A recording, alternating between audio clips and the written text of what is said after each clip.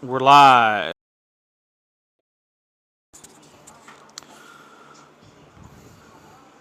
We're live.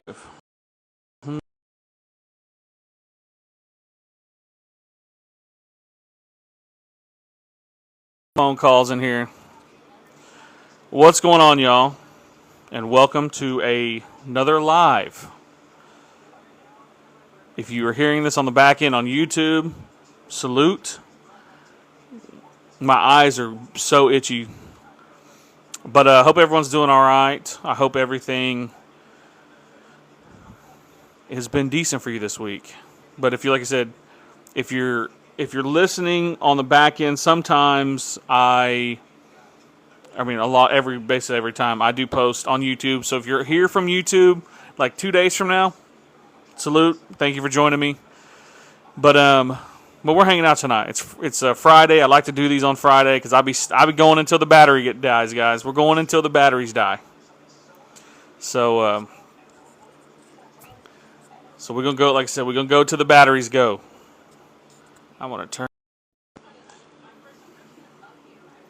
I hope everyone's doing all right on this Friday night. We're going to be telling stories. I might be talking about a few other things, but we'll see. But let's get some people in here. I just got sent a chili. Thank you. And if you guys are on the back end on YouTube, please, please, please like. My like numbers aren't what I want, aren't where I want them to be on YouTube. So just hit the like, and if you found me and you're from Oklahoma or your surrounding areas of Oklahoma, hit that subscribe button or hit that follow button. It is appreciated. I never really thought I'd be, having the amount of people follow me on here. It's weird. I'm just one man, just a random guy who eats a pound of bologna meat. So, and don't judge me for that. But I hope everyone's doing all right. Before we start getting some stories rolling in here, I got Survivor on in the background. You see me looking over, there's some shiciness going on. But other than that, we're just hanging out on this Friday. And if you're coming in and out of the chat, let me know where you're from. I am from Northeast Oklahoma. So, born and raised, Cherokee Reservation. In the bottoms. No, I'm just kidding. But I'm here. We're going to be telling some fresh stories, some stories I have not told in a while. There'll be never frozen. Fresh meat everywhere. Be telling some stories that I have not told in quite a long time. They've been sitting in my notes basically since the beginning of the podcast. There are, I have a Shapeshifter story out of Weber's Falls / Porham area. I have a lot of Tahlequah stories that I have not hit. Salina. I'm trying to think of a few others here. Cheyenne Arapaho Res. I got a couple stories out of there. But we're gonna go till the phone battery dies. Maddie says, "Dang, it's late. I got to go to bed soon." That's all right. Yeah, on Fridays I like to go late. I like to stay up late. I think last Friday night we were up till almost 2. I had to call it, man. I still had phone battery, but my eyes was like this. I was over here. I couldn't even remember some of the stories I was telling. I didn't even know what I was saying. Last Friday night, if you guys missed that stream on YouTube, go check it out. I talked about a couple that I had Ubered when I used to do Uber. I Ubered them to this swingers club out in Sand Springs, Oklahoma. It was on some vivacious times, is what they said. Joan, what's going on with you? I saw one of your videos. You're musically inclined. Man, I know. Last Friday I was so tired, man. I was over here like, all right, man, it's time to go, y'all. But people were still listening, which is insane. I was so tired. But we started a little early tonight. We didn't start at 11 o'clock. But As I mentioned before, if you're just popping in, I have dug through the archives. I've dug through the notes that I have of people who have told me stories from a couple years ago. I have a shapeshifter story out of Weber's Falls or Porham area. I have a Hastings Hospital story that I need to get some updates on that story. I have a couple stories from Salina, Locust Grove area, and then I got some off I got one or two from the China Arapaho Red. So, as you guys know, that you've been in these lives, when we get up to 10K, I'll tell you guys stories. Betsy says, you ever heard stories where you think they're lying? Yeah. Not lying, but I could tell that because one thing too that I do is I always try to kind of make sure the stories make sense, because when people write the stories to me, in my head I'm looking at, like, I'm visualizing, and I was telling somebody this week. They were trying to have me call them. What I need to do for me visually in my mind is when I see the words, my mind immediately visualizes what you're telling me. So I had a gentleman tell me a story. I believe this was out of. I need to look at the messages. I can't remember exactly where it was at, but he was telling me a story, and it makes, like, if the story makes sense, then yeah. But like I've had people tell me some crazy stories, and I have a hard time. I'm like, man, I don't know about that. But do I believe the stories? Yes, I will believe the stories. There's never anyone ever. I've had some people tell me some things where I'm like, man, I don't know. Like, I'm uncomfortable even, sharing that. But Betsy says, I want to hear something so egregious. You're like, come on now. Like, no. Yeah, like I said, I've had some stories. Like, there's one story that I shared from the same guy who was telling me about the tunnels in Tulsa. He had other stories where I was just like he had stories on stories. One of the stories was that his grandfather was a part of something. It was in Arkansas, and I can't remember the name of this group, but it was like a group that was a part of the government, and I cannot think of the name of this group. It's not NASA, but it was something similar to that. But they tested out the heart attack gun. This is back in like the 60s when he was a young guy. And the guy that's telling me is talking about his dad. And I'm like, the heart attack gun is very well known. That's been around for forever. So I was like, well, maybe. I'm not saying I didn't believe him, because there were some things too that if you've listened to I have an episode called Tulsa Skinwalkers. It's on the YouTube. Well, I think it's members only. There are some details where he knew things that I only really shared, like, in confidence. And I only really share, like, he only really shared like a couple times. And I'd ask him questions, especially about these demons. Like, so if you guys have heard the Tulsa Tunnel stories, or the Tulsa Tunnel story, I just posted. It's a very long one. It's like 5-6 minutes long. It's on my page here. But you go and listen to that. I'm leaving out quite a bit of details. I'm just telling you the story. But like, there were stories after that where when this demon went through him, it was almost, or whatever this shadow entity went through him. It was like this thing wasn't in him, but it was attached to him. And it would come see him. And he basically kind of formed a relationship with this thing. That's where to me, I was like, all right, something is going on here.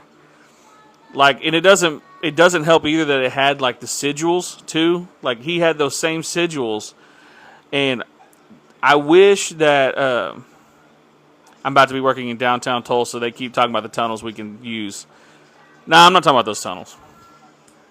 Those are more of like the touristy. I'm talking about sewer like drainage where those things stay dry unless it rains. But he was telling me that like not that he can control this attachment, but this attachment would show up for certain things. And like my mind, when I'm thinking about it, is like this shadow being or whatever. It was a whole lot.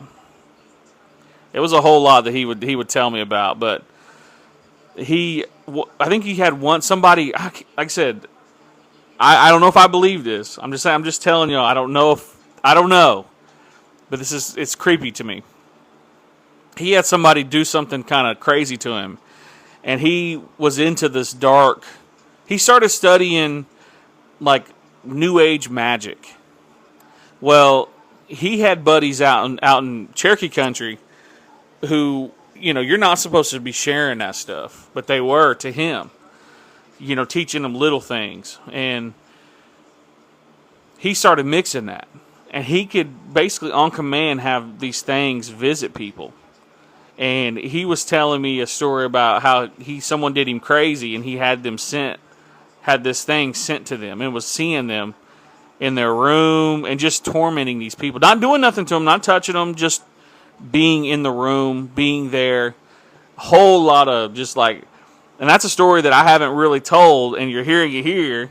But like, I don't know, because when I was living, and I don't know if I'll ever tell this story about my run-ins with this New Age magic that people are doing nowadays.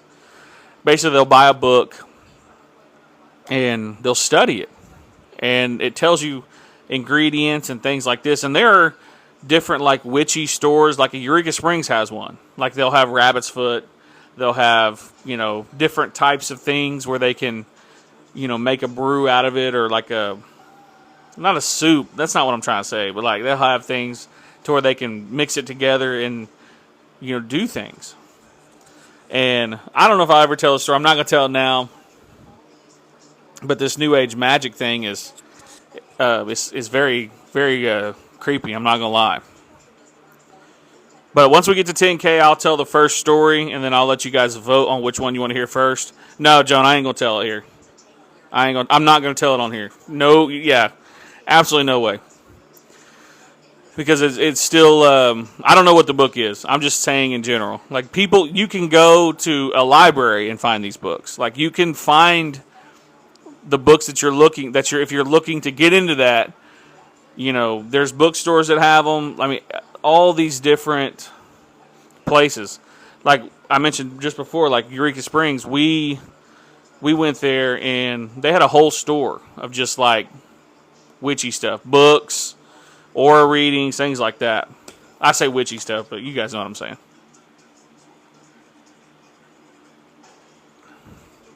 Lori says there's a few New Age bookstores in Tulsa. Yeah, exactly. No, I know. Yeah, I know you're messing, Joan. I ain't gonna tell it. Imagine picking up witchcraft for dummies at Barnes and Noble. I mean, literally though. I mean, people may do that. I have no idea. But I just don't mess with that stuff. Like I said, my one time messing with somebody that knew those things, it's definitely creepy. Becca Roney, thank you for the heart me. Appreciate you. Thank you for joining. I always appreciate people who do send things and give gifts. I have not. I've had a few actually. Brahms is pretty good. Rhonda Carter said, "Peace of Mind in Tulsa is a great bookstore." There's another one that my dad was telling me about. I need to look at. But no, yeah, you can find these things. It's not hard, and especially being in Tulsa in the Bible Belt. I'm gonna say this, and if you are of this faith and you get offended by this, I'm sorry, but this is the truth, and I have heard this before. If you go look at my video where I talk about pastors serving two masters, yes, they can do that. Is it against God's will or whatever the Bible teaches? Yes, but they still do it. But there are people, and this is, like I said, there's in that comment section, you'll see a lot of people talking about this. If you want to go get some Tulsa tea on church stuff, I guess. But Don't think that just because you're pastor, you know this person, doesn't mean you know them. Is all I'm saying. These people will use things to help them garner the attention and attraction from people who visit them in their congregation. So I just want to put that out there. I'm not saying anyone specifically, but there are people out there that do these things, and they do both. They do both. And how do you think people gravitate to them so quickly?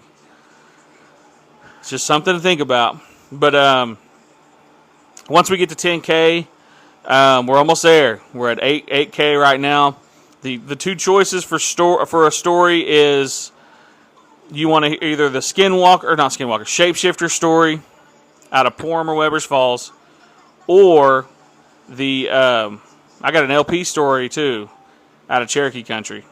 So whatever you guys want. So you could do LP story, or we could do a Shapeshifter story for 10K. Y'all let me know. We're going to start the voting now since we're almost there. All right, we got one for Shapeshifter story. Whichever closer to Fort Gibson Muskogee. You're going to have to give one, LP or Shapeshifter. 3 Shapeshifter. And this Shapeshifter story is out of Porham or Weber's Falls kind of area like that. They're pretty close together, I guess you could say. All right, we're Shapeshifter looks like it's taking off here.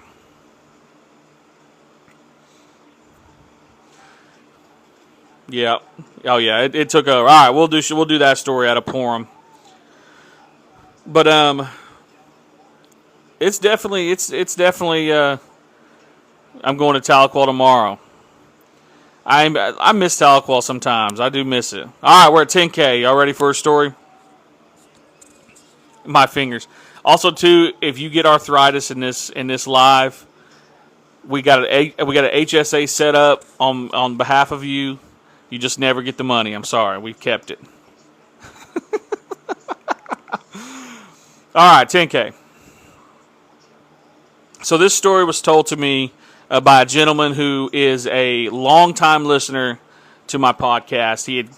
He had a lot of family stories coming, through his lifetime.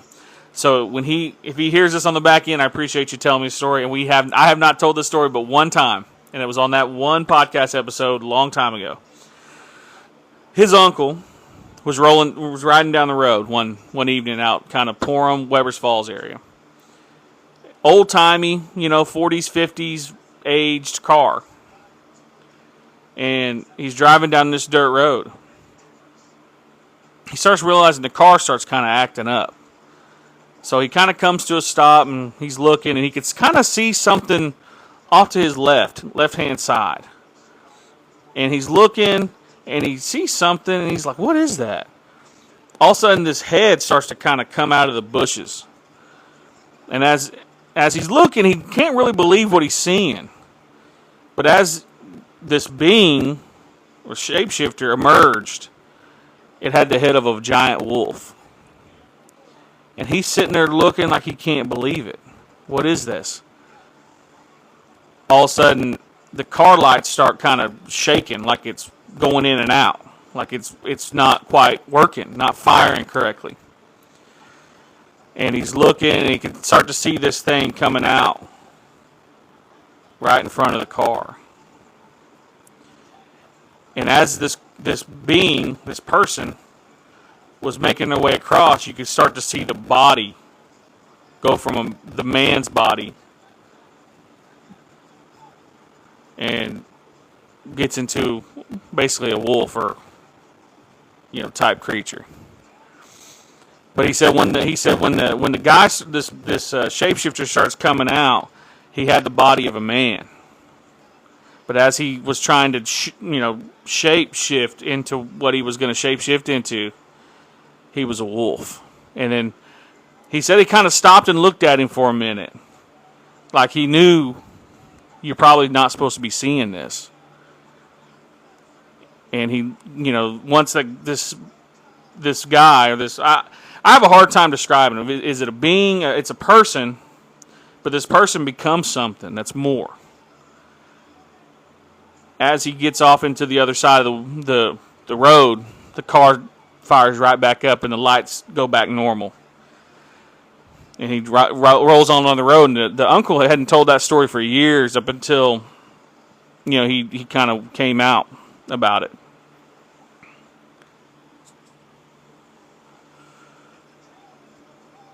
Did y'all hear anything I said? Did y'all hear anything I said? I'm hoping I ain't got to retell that because I got kind of goosebumps on that. Okay. Dang it, y'all's Wi-Fi. Time to switch the gigs up, y'all. I'm just messing. But yeah, he said his uncle told him that this thing came out with its head out, and it was a wolf head, a big wolf head. And as it started making its way out of that bush or that brush, it was a man's body. And all of a sudden it just kind of started turning. As it walking across, he started kind of shifting. But I think what the part of this story that makes me kind of weird about it is the fact it kind of looked at him like he. Okay, so maybe it's just maybe I'm just too close. Yeah, I get real close to the mic, I start getting nervous. No, I'm just kidding. But what makes me nervous or makes me get spooked out about that story is how that man, that entity, that shapeshifter, he looked at him as he was shifting.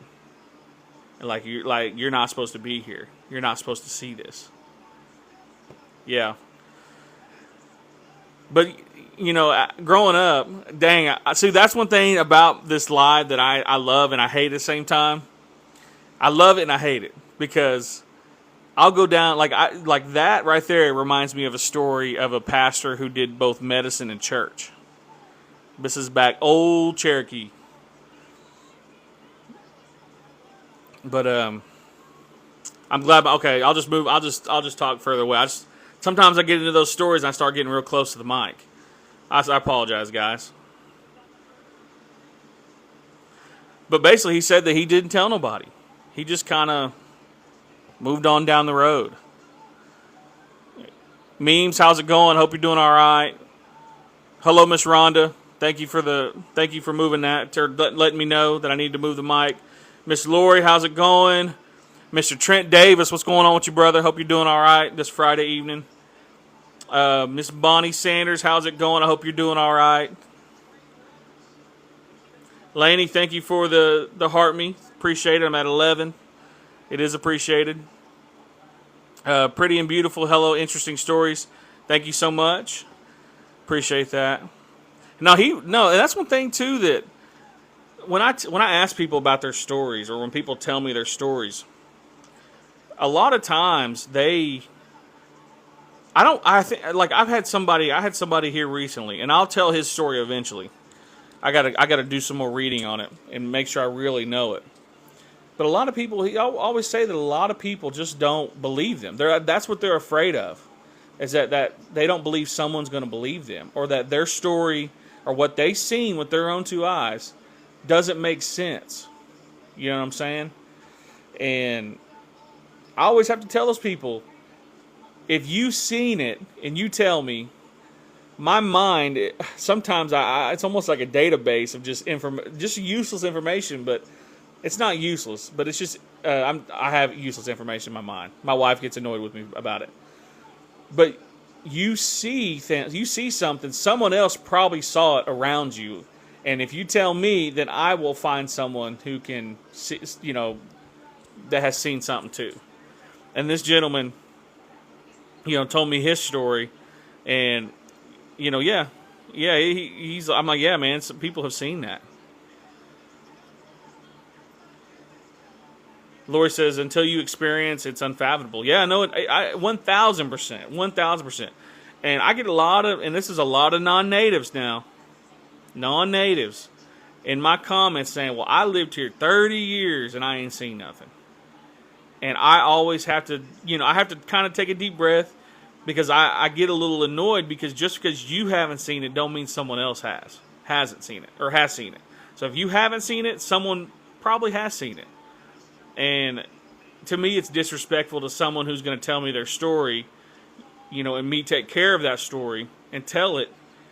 And I'm going to defend that person. I'm going to be 1,000% honest with you. If you come in my comments and you're trying to say, oh, well, this is fake, this is this, I'm going to defend that story because that person, chose me to be the person to tell that story. I'm the microphone for them. And I'm going to defend that story. So I have people all the time in my comments trying to say stuff. I'm going to defend it. I'm going to say something to you. Joan said, Rhonda, I missed your comment here. Rhonda says, I think it's caution would be advised with that story. Yeah, it's a creepy story. Party at Yahola's house, BYOB. Until you experience it, yeah, I've heard that. Let's see, Meme said, I'm just afraid I'll waste my breath, like people don't care to listen. That's sometimes, I've had story where people tell, well, no one's seen it but me. I'm the only person seeing it. Sometimes people don't realize that they are, what do they call it, clairvoyant, I guess, or you can see dead people, type thing, trying to be funny, but people are that, it is that way sometimes. MDF says everyone go buy merch. Yeah, so if you guys want to buy merch, I have my Redbubble in my link or in the bio. Hit the link. T-shirts, hats, stickers. It's there. I wish I had my other shirt. I have a Bigfoot scratch, which is like a big scratch. I have my Warcry podcast hat, where it's like a wolf head. It says Warcry. And then I have another Warcry t-shirt. So go check them out. It's the Redbubble account if you want to, support the podcast that way too. Get yourself something nice. Halloween's coming around, y'all. Let's see here. I missed a few people here. Laney, thank you for the cap. Betsy, thank you for the rose. Who else am I missing here? Well, whoever, if I missed you, thank you. I appreciate the gifts. That does mean a lot to me. Some people think if they believe in something, they have to do something about it so it doesn't exist. Yep. That could be it too, because a lot of times I've had a lot of non-natives. I've said this a lot. They will reach out to me. They may have heard me on a different podcast that I've been on, the Cryptid podcast or whatever podcast, and they'll be like, "Well, I'm having this problem. What do I do?" And I'm always like, "Leave it alone." And they're like, "What?" I'm like, "Yeah, just leave it alone. You'll be fine. Just leave it alone." But and I think a lot of people have those abilities, but I also think too that we do things. I think it might be the food that we eat. It could be the tap water we're drinking. It could be a lot of stuff where our mind starts getting calcified, and those things that we're supposed to be able to see and that our ancestors saw. This isn't really just a native thing. You had the different tribes in Europe. You had the Germanic, you had the Nordic, you had the Upper English tribes, you had the Danish, you had the Welsh, you had all of these different kind of communal tribes who believed in these things. What do they call it? That Viking show that it's on Netflix, and also too, The Last Kingdom. They talk about those things. Europeans have the fairies, have the fae, golems, which I got a golem story too if y'all want to hear that. This is outside of Tahlequah on 82. Fluoride in the water. Could be that. I don't know. You're talking to the wrong guy on that, but thank you for the heart, me Betsy. But there's all different types of things where I think we have either dulled ourselves out with this technology, because what I've noticed too is that we're more people are seeing things out in the woods, I think, than they've ever had. So it's very interesting to me. It's very, very interesting. Meme said, I see and communicate with my dead relatives and friends. There's times too, man. I used to dream a lot. I used to really have a lot of crazy dreams, and I would see relatives who I had, maybe I haven't seen in a while. I'd go and visit them, and I'd be in their house, and like, not like me in their house, but like in my dream, hanging out.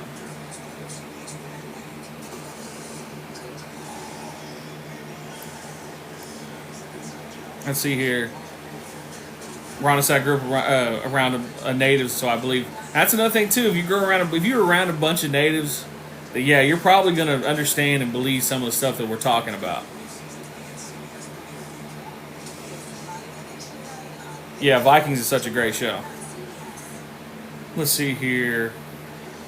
Man, don't even get me started on aliens. I one of the first live streams I started doing here on TikTok, I said I don't know if I believe in aliens. Boy, people are in the comments going crazy on me.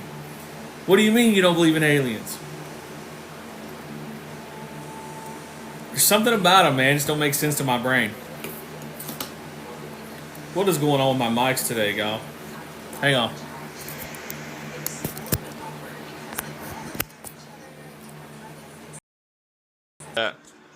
I think it's because I'm moving around too much.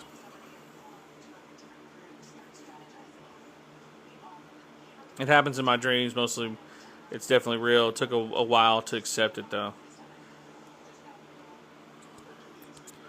Does everybody hear me all right? Is it better? I think, like I said, I think it's my mic. It's probably gonna have to. I'm probably gonna have to move over to my wire mics. I also think it's not charging correctly either, which I don't even know how to even fix that. Might be time to get new mics, y'all. But I mean, I have a whole soundboard and stuff. I just don't want to set it up. I like just coming on here and talking.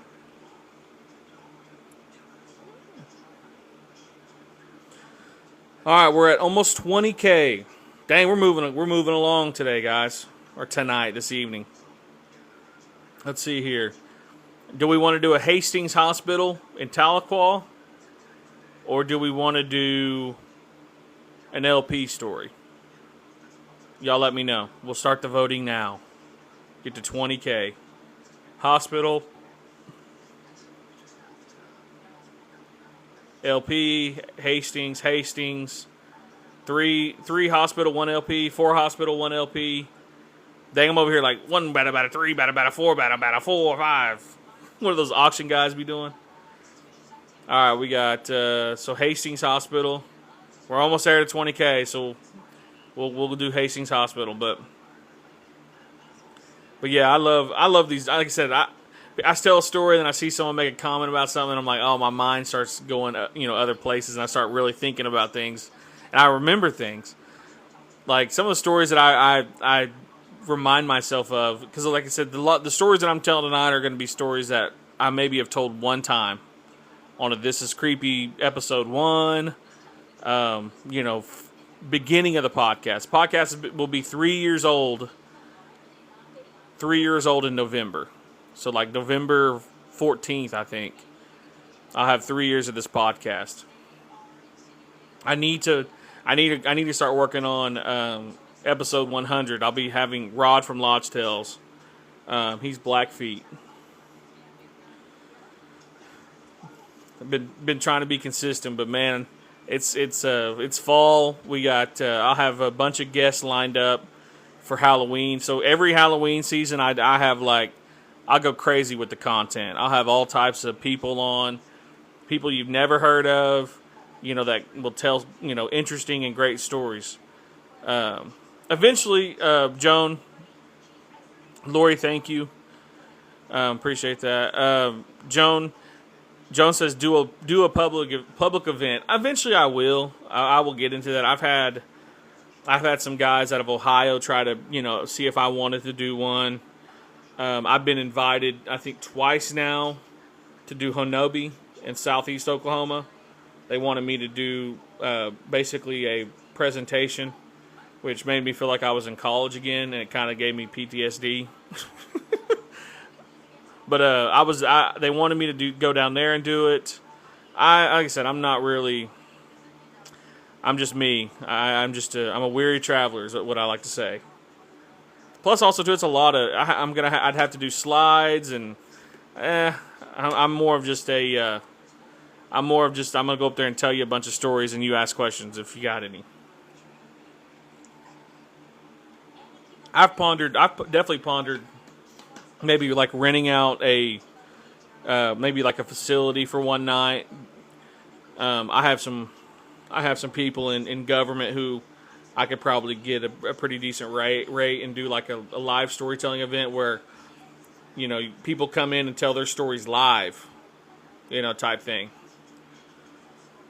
But I've thought about that. But the only problem with doing government buildings, which I could probably try to figure out, maybe finding a non-governmental building, but government buildings, you can kind of get them cheaper. But I've thought about that too. Eventually, like I said, we will move to that. I want to get my followers up and people who support the podcast, and I'm sure that people will hear about it and will show up. Bingo hall, yeah. Like I said, there's a lot of different ways, but let's go ahead and tell this Hastings story since we're at 20K. Make sure my mic is all right. Y'all can hear me all right. So, the same gentleman who just, told me, this is coming from the same gentleman. Shout out to you. You've been a follower since the beginning and a listener of my podcast, and you share it to everybody, and you bought my merch, and I appreciate it. But he was telling me that his family member is working in the ICU at Hastings Hospital, and when they making the rounds in the ICU, patients will say, "Hey, we have been seeing children running up and down the halls," and the nurses and doctors are like, "Well, I'm not sure. We don't have any kids down here. This is the ICU. We're not, we only allow a certain amount of people in here." And multiple patients will say, "Well, I've been seeing kids running up and down and coming in the room, running out. And, we just wanted to make sure that maybe someone was lost." And they were like, "No, there's nobody here." One of the patients told his wife and was like, "Hey, I just want to tell you that this little boy came in and was talking to me today. And, we just had a conversation and he just left." Now, when I say this is like the fourth or fifth person. Like, there's been a lot of people have seen this little boy at Hastings in the ICU. Every single person who has seen that boy passed away. And this lady passed away after she had this conversation with this little boy. There's only been, at the time when I received this story, this was 2022, 2023-ish. At the time, it had only been patients. But as of recent, one of the nurses, at the time that I received this story, saw the little boy going into somebody's room. And when they walked in there was nobody there. That's Hastings Hospital story. So I need to get clarification to see if that nurse is still alive. I need to ask. And I'll reach out to him. But yeah, they were seeing this little boy or kids, patients were seeing him, and then the little boy would visit them, and then they'd pass away. My mom used to work nights there, and used to get phone calls from offices that were closed. Dang, that's crazy. Lori says hospitals are a portal to the afterlife. I 100% believe that. I believe that. Yeah, it's there. I did a nursing home video, and I didn't realize how many places are just crawling with, supernatural things and demons and all types of crazy stuff. I got a story out of St. Francis. Nurse was telling me that basically, and the St. Francis in Midtown, I guess, is the main hospital. Like 11th or 15th, I believe. Basically, there's certain times at night where the lights will come on. Well, they'll, when the lights come on, that means somebody's coming down the hall about to get into the main little area where the nurses and people sit in the ER. Well, the light would come on, and then nobody would nobody would come out of the hallway. And that would do that all night. So hospitals, have some crazy stuff. I need to go back and listen to Miss Rodriguez. I mentioned her before. She told the clown story. She had she used to work in a morgue, I think, or something along those lines, out in a hospital out that way. It might have been St. John's, yeah. I can't remember. Yeah, it might have been St. John's. I think it was St. John's. St. John's and St. Francis to me are the same in my head. My mom recently passed in hospice and nursing home, and the staff opens the patient's windows up when someone is passing. Why is that, Lori? I'm just curious. Why to make sure that the entity is able to leave, or the chapels in hospitals freak me out. I would never go into a chapel in a hospital. That's insane. Oh, to help release. Oh, that makes sense. Yeah, like I said, I had seen so many comments of just people who working nights in nursing homes, and like someone sent me a story recently about I guess I can tell this when we get to 30K, or I can tell it now. I guess while I'm thinking about it, so I don't forget. Sometimes I'll be saying it and I forget. But they were telling me that they had an older woman who was just, man, she was just mean. That's just mean old lady in this nursing home. Just ice cold, man, just like brutal. And one night she was in, like, I guess they got like an alert or something in her room, and this woman walked in there, and she was like, when she walked in the room, the room was just ice cold. And she was like, this is weird. So she's checking on the lady, and the lady's fine, whatever. As she was leaving, the door wouldn't open. And she was trying to get out of that room, and she was screaming, trying to get out of this room. And when they finally got to her, they looked at her back, and she had scratches on her back. I was like, absolutely hell no. I think, I don't know, I need to go back and look. I don't know if she quit, but that's a quittable offense for me. I'm out of there. So respect to anyone working night shift at a hospital or a nursing home. Jimmy, what's going on with you, man? Hope you're doing all right. It's to let the spirits out, or let the soul out. They took pictures of my aunt in a coma for identification. She had a green crown around her head. Ah, that's crazy. I know my mom is with me daily. I see her name somewhere sometimes every single day. Energy never dies. I agree with that. I always think that it's just transferred somewhere else. I've been watching which reminds me, you say that. Amazon Prime, if you have it, has a show called The Devil's Hour. I don't want to ruin the show for you, but it has something to do with people coming back. From, like, they had like a tragic thing happen to them, and they came back. Certain characters in this show. But I often wonder, so like this show got me thinking, because like, let's say, someone dies in a car accident, or, something bad,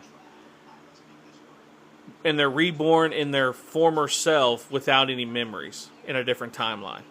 I have that show made me think about that a lot. Like, what if me in another timeline, lived to be 107, and then now in this timeline I'm, doing the same exact things, but maybe just a tad different, and it changes the outcome of where I am, or whoever that is. It's a fascinating concept. It's called The Devil's Hour, but it's super weird, man. It's hard to follow at first, because there's a lot of different, like, time jumps, I guess.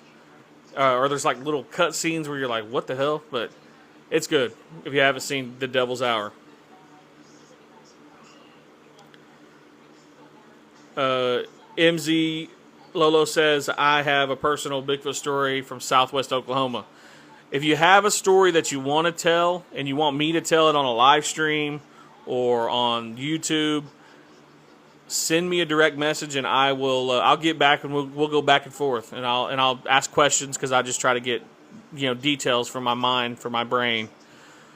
But send me a message, and I'd like to hear that story. Lori said I would faint. Shoot, I fall out. If y'all, when y'all go to those Pentecostal churches and you see the people doing the air pushes on people, that's me. I fall out. Just, see me fading out like that. Trent Davis said a cold room means demonic activity. That's what she said. She said there's no way. Absolutely, there was demonic stuff going on. My mom says a Polaroid of it is still wild. She said it was her mom when she woke up. That's cool. Yeah, I have this running theory that northeast Oklahoma is more creepy than any other part of Oklahoma. Now, with that said, Oklahoma as a whole is probably the creepiest state, in my opinion. Yeah, reincarnation, Lori, is kind of what I'm talking about. But it's like reincarnation where, like, you are still you, but you don't know you're you. You think you're you. If that makes sense. Like, you died however you died in your previous timeline. You're born in the current timeline. You live that life doing the same things, maybe sometimes differently, or you made one decision different than you did another one in the previous timeline, but you have no recollection that you have already been through these timelines. And I have met people where I'm like, I've met you before, I just don't know where. I've had that before. I know I'm not the only one on that. Jimmy says, love your show. Thank you so much, man. I appreciate it. Salute. Appreciate it. Lori said I had a near-death experience, and I totally believe that. Dang, I'd like to hear that story. MDF says, "What do you think happens when we pass away?" I think the Christians are going to hate this, and I mean, I've caught enough flack from them this week with the whole rapture thing. Which, hey, I had to get them jokes off, y'all. I'm sorry, they were funny. But reincarnation to me just sounds right, because I just don't know how. Like, this is it. Like, this is all that we have. What this moment that we're all living this moment, where you're listening to me talk, or you're doing something in the background like laundry, dishes, whatever, you're on your phone, whatever it is. That is what's interesting to me. Is there cannot be just this is it. We die, that's it, heaven, hell. Like, that doesn't make any sense in my brain. Because there's something to do with and I'm not an astrology guy, but there's something to the astrology that makes sense. Betsy said it best. It's like essence minus the experience. Exactly. But you know in your mind that this is probably not the decision I should make. And maybe that's the gut feeling we have, is like it's a past us trying to get to the current us to not do the same thing that got past us into whatever. Because, like, I've had so much deja vu, it's ridiculous. And I'm like, I remember this. Dang, growing up Pentecostal. Not the Pentecost. Cost your life. Nah, I'm just kidding. That's the perfect way to say it. It's your essence minus the experience. That's exactly what that is. What's the name of the show? Memes. Energy does not disappear, says Betsy, and I agree. Yeah, the reincarnation just sounds right, man. I don't know what it is. I don't know. Because here's what I think a reincarnation is. It's not being reincarnated into a rat or being reincarnated into a bologna sandwich. It's not that. But if you're reincarnated into a bologna sandwich, that's insane. But it's just like when we have a new soul, we're at the very bottom, and every time that we pass and we learn something, we get higher up and the people call it God conscious, where like you finally have made it to the creator, the person who pulls the real strings, type thing. I don't know, but the horoscopes to me, yeah, horoscopes are dicey, but it's the astrology part of it that I'm interested in.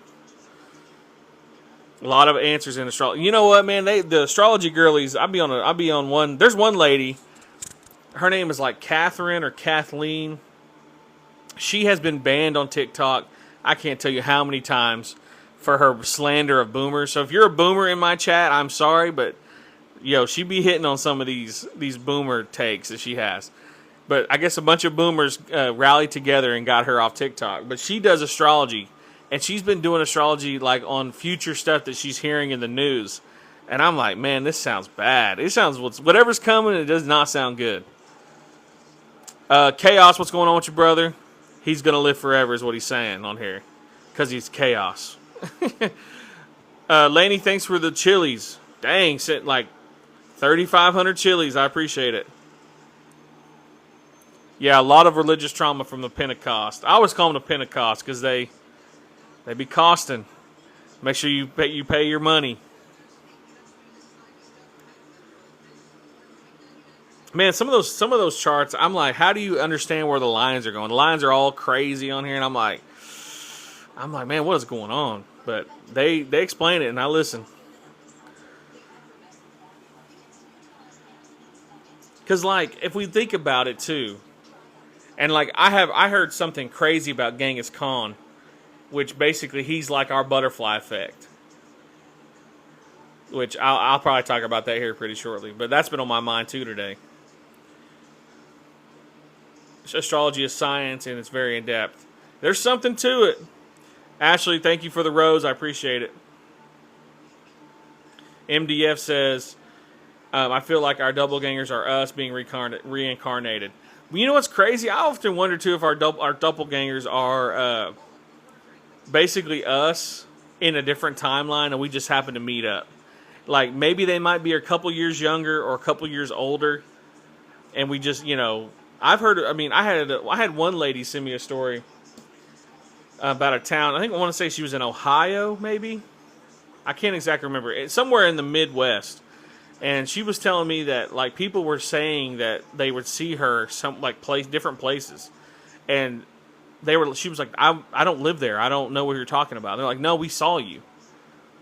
And I asked her. I said, well, like.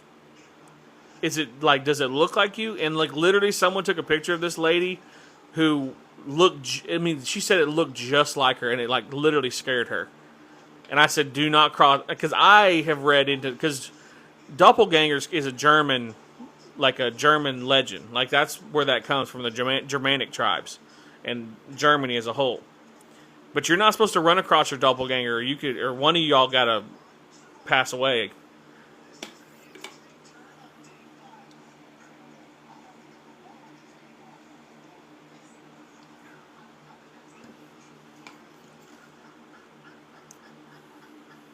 Sorry, I had to get some water, y'all.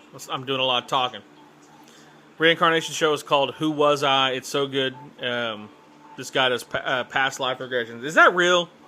I don't know about past life regressions, but it's interesting. I'll have to look it up. Dang, that's crazy. I have to definitely... Lori, I'm not sending anybody my birth information. Absolutely not. I don't need no charts. I don't want to know nothing about myself in my charts.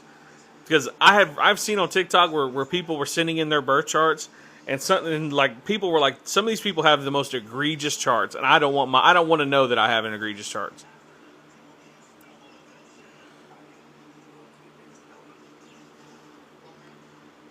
I have to definitely check that out.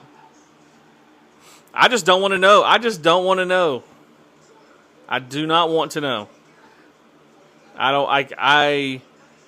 You look at my chart and be like, yo, he is literally gonna live till he's. I don't want to live till I'm like decrepit. I don't want to live. I just ain't. I don't want to know that thing. There's some things about myself that I don't want to know, and astrology is one of them. My birth chart's one of them. I just want to be a guy who lives life and watches other people crash and burn on their astrology. But you know what's crazy too? So my aunt was telling me that I guess that she was seeing me around. This is talking about doppelgangers. She saw me around like somewhere in Haskell, like outside of Haskell, like, and I was living in like I think I was like in Fort Gibson at the time. Like when she said she saw me, she's like, I literally saw you. I'm like, I was not there. And my mom was like, yeah, he wasn't there. Like, no, we had just seen him. But like, they're like, no, he was in Haskell. I promise you, we saw him in Haskell. I was like, no, I was not. So my doppelganger was around, I guess. MDF says she's gonna clone you. No, there does not need to be another me running around. That's the devious twins. That's some vivacious twins right there. Yeah, I just can't do it. I gotta let life hit me as it hits. Trent Davis said I'm Danny McBride's doppelganger. Oh my God, yes. The allegations are undefeated. Dang, just out here, Trent. I hear just. You know what? I probably need to go on set somewhere and see if I can get off. Like, no, I'm Danny McBride. They're like, no, brother, you are not. Let's see here.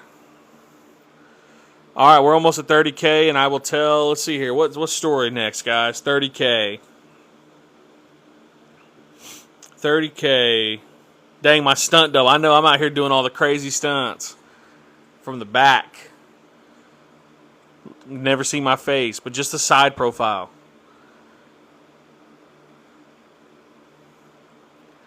Added it to the list.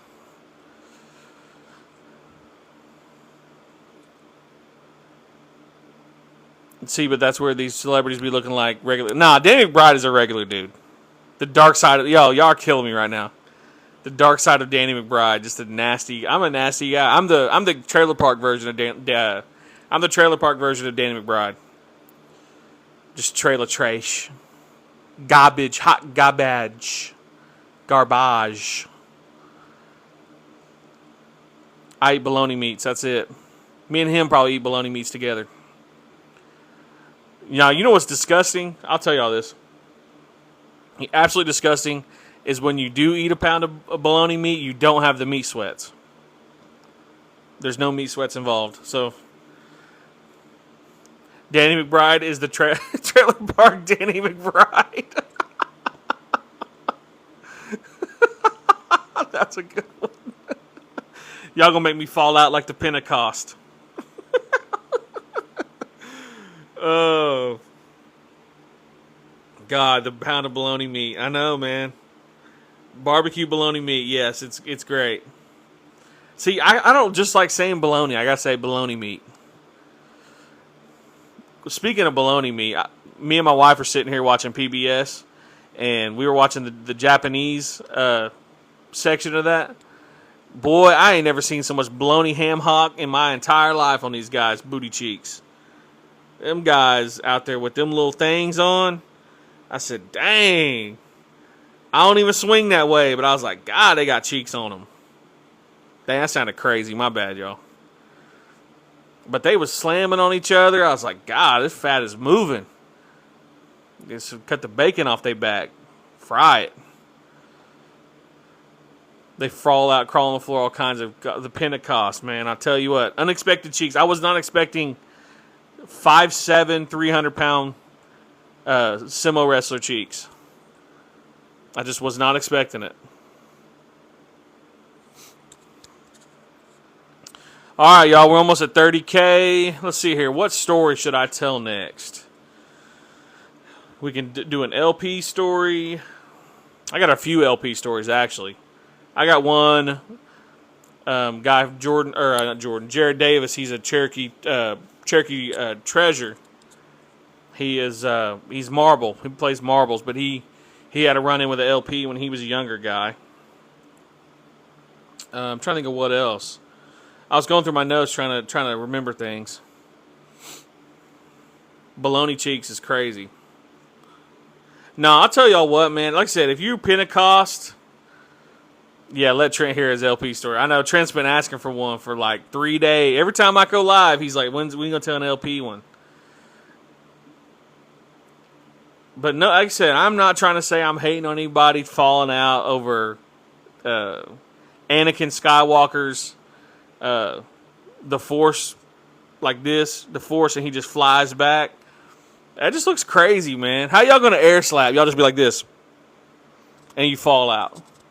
And what's crazy too is there's someone to catch you. Like so they know it's coming. So it ain't even God like that.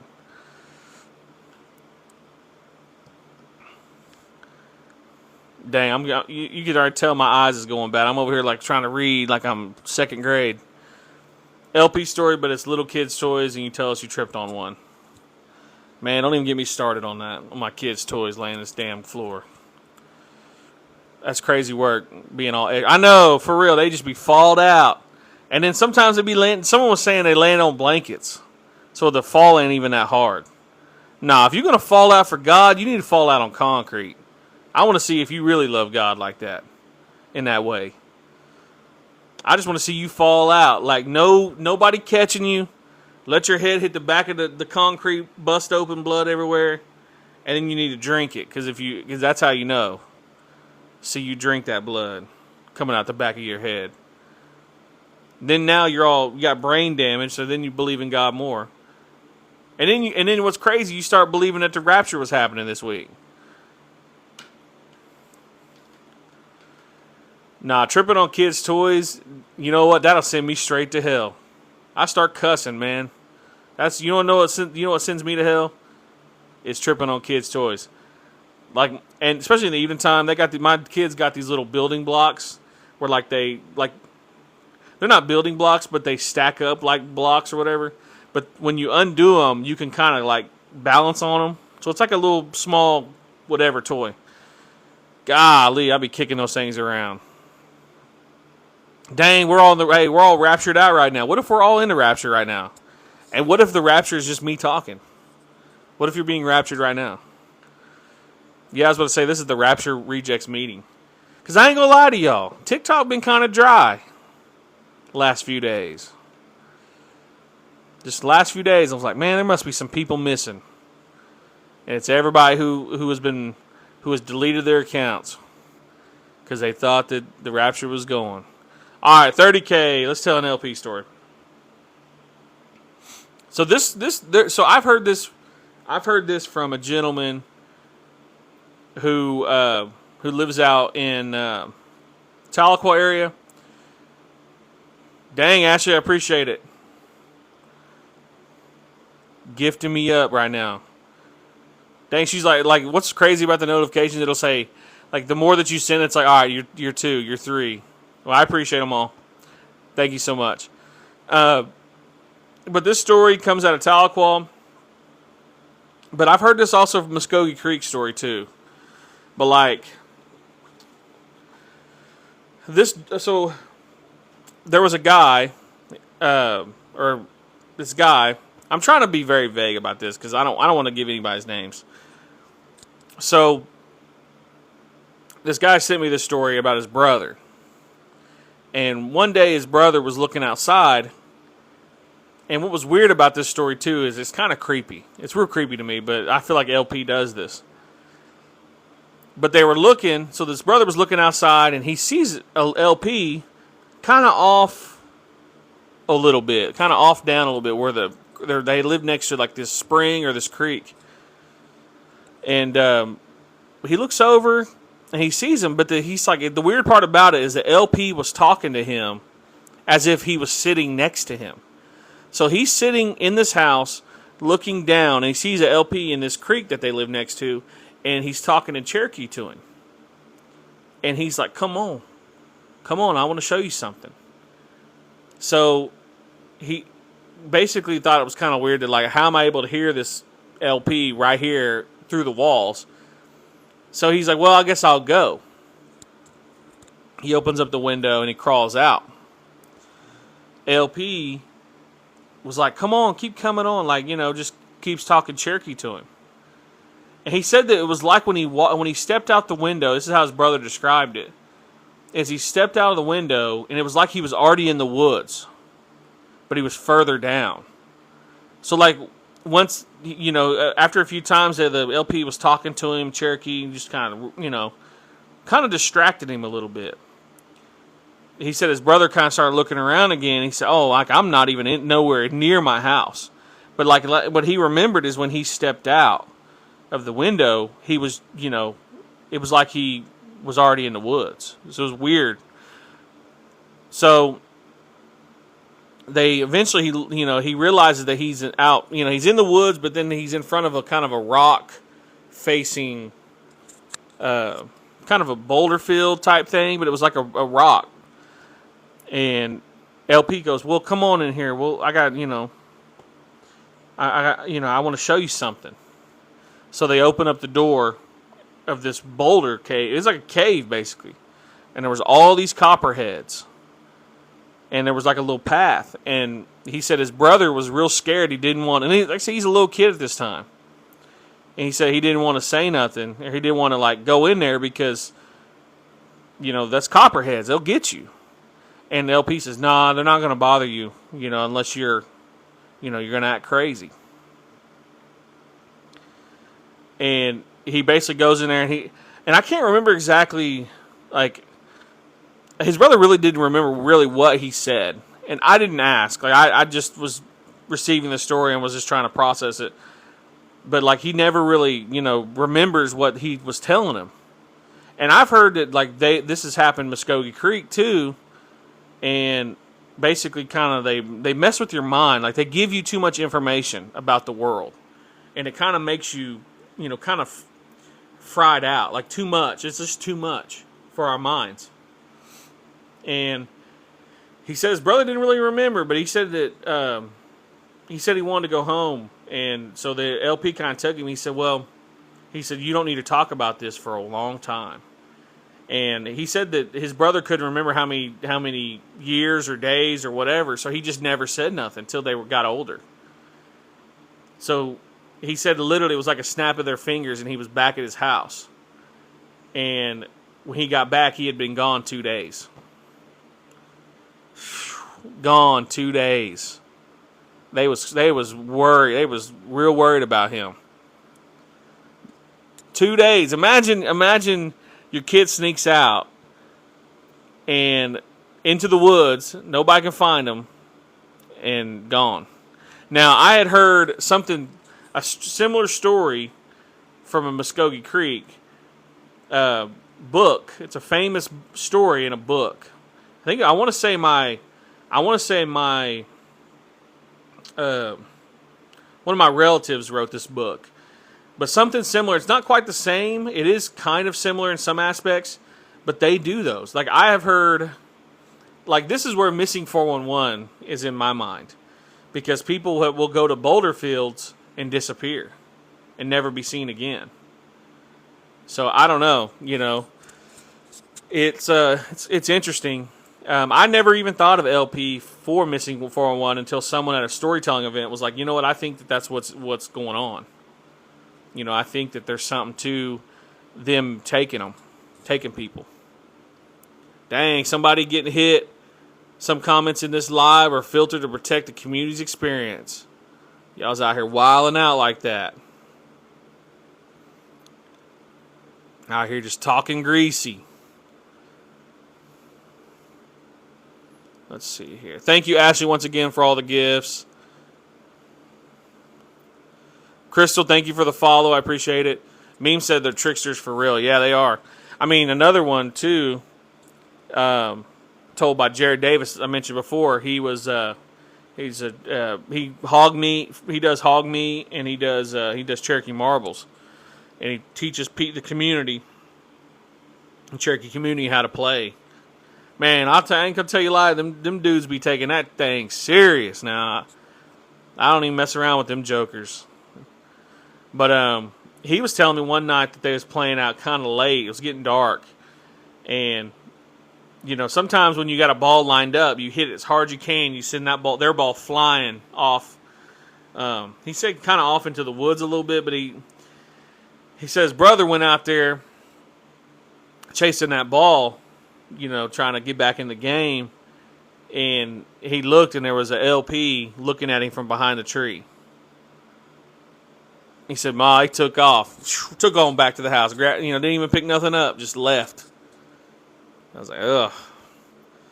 The LP and Scott Irish are related. I'm almost 100% certain Appalachia used to be connected to Scotland and Ireland. Well, that's crazy. I had heard that theory, too, and I believe it.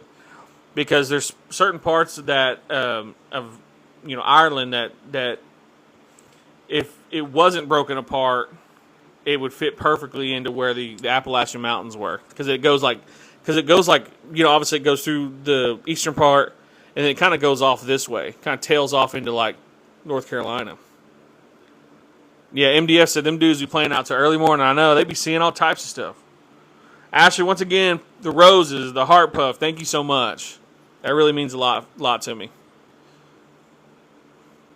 Certified. Thank you so much. But yeah, like, and I know he has another. I have to go back. He sent me a lot of stories.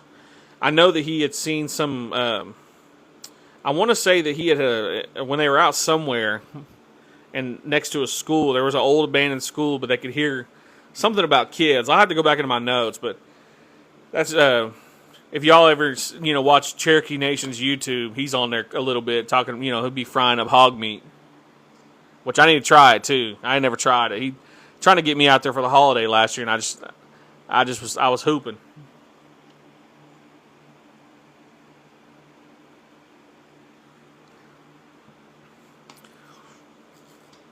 But yeah, I know they're tricksters for real.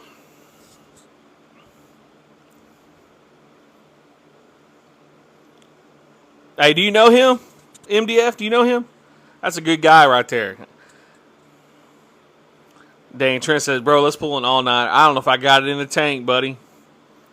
Shoot, I might have to fry me up some bologna meat. Y'all watch me have to fry bologna meat on TikTok Live. Teach y'all them sacred ways. Teach y'all something nice. Nah, I'm just kidding. I ain't gonna do that. I know Trent's been trying to get me to pull an all-nighter, man. I just can't. I don't have it in me, man. Maybe back when I was like mid-20s. It's like, man. Oh man. Oh yeah. I'm not even real Indian like that. I'm just Indian enough, and that's all right. No.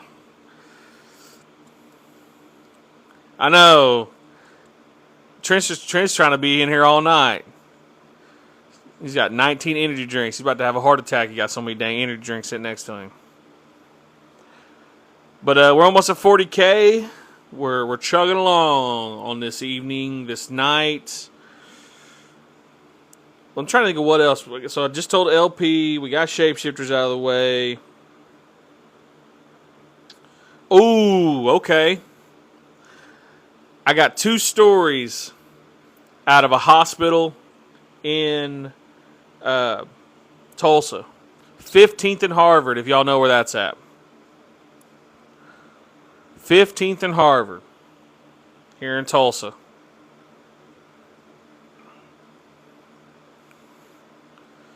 15th and Harvard. We get to 40K. I'll tell y'all. This comes from Matt from Bigfoot Crossroads. Bigfoot Crossroads is based out of Tulsa, Oklahoma. So if you ever see his content or anything, Bigfoot Crossroads, Matt's a buddy of mine, and I hadn't talked to him in a while. He was trying to get me in touch with those guys down in Honobia, but he told me a few stories I thought were real interesting about this hospital. Dang, powdered eggs. I ain't had. Yeah, go follow Bigfoot Crossroads. He's out of Tulsa, Oklahoma. He's got a pretty large following. He was an OG. He's an OG Bigfoot podcaster. He did Bigfoot Outlaw Radio. If y'all have ever heard of Bigfoot Outlaw Radio, some of the best like factual information about Bigfoot. But Matt has a lot of people on who talk about Bigfoot, especially here in Oklahoma. Yeah, 15th and Harvard. William McDowell said, have you ever been to Honobia? I have not ever been to Honobia. If I'm saying it, Honobia. I've never been there. I got invited a year ago. Might have been this year, actually, to speak at their event. I never didn't have time to do it. And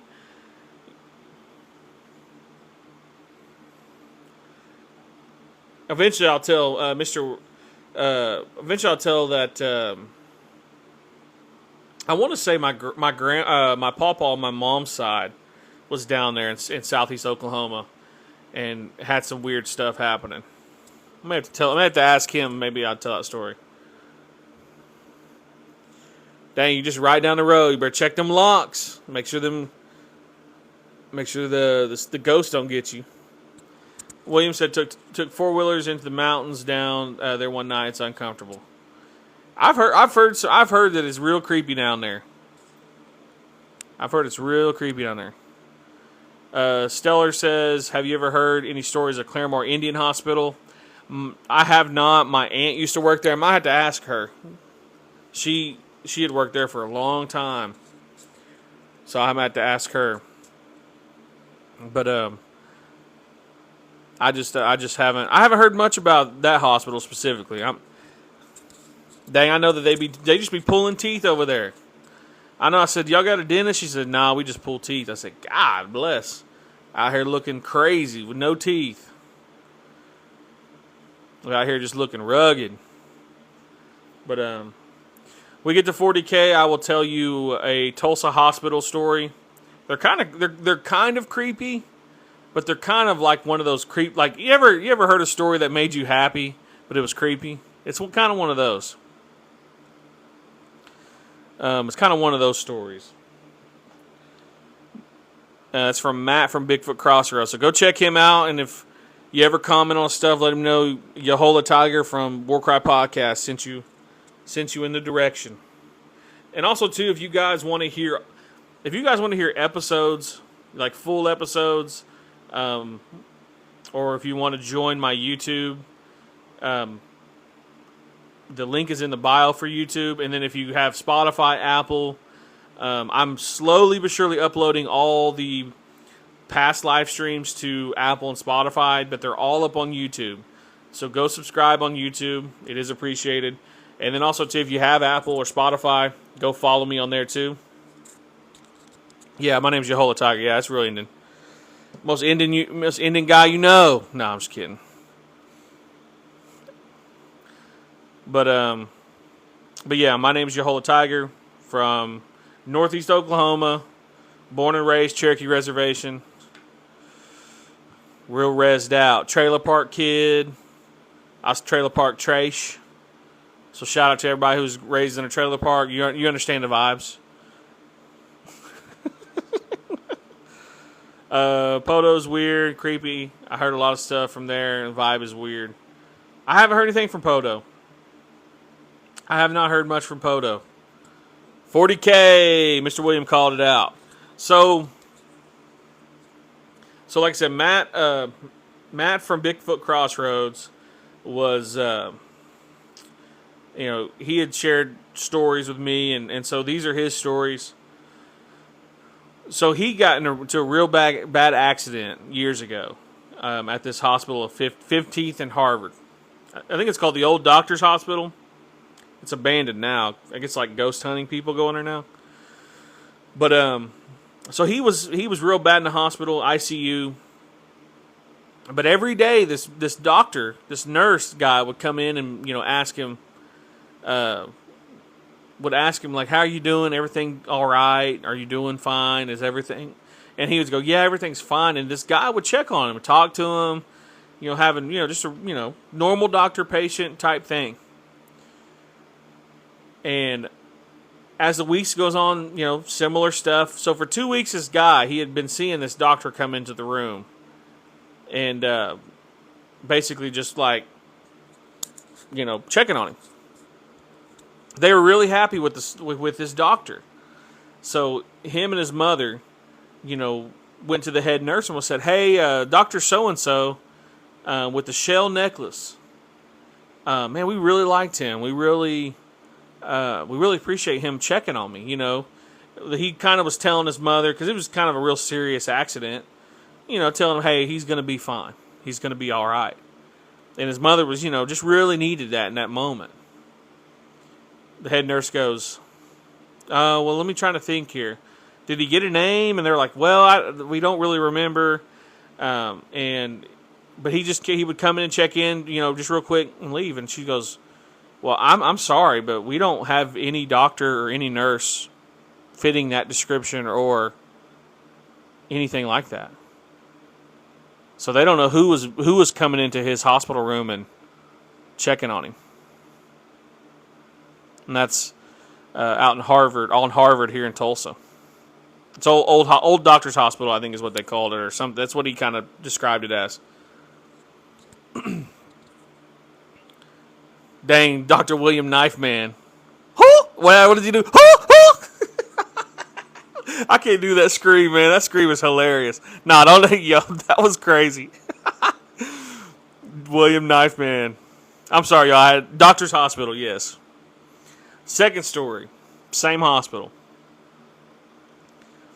And I can't remember exactly why they were in the hospital this time, but his uncle, who was he was a judge in Tahlequah.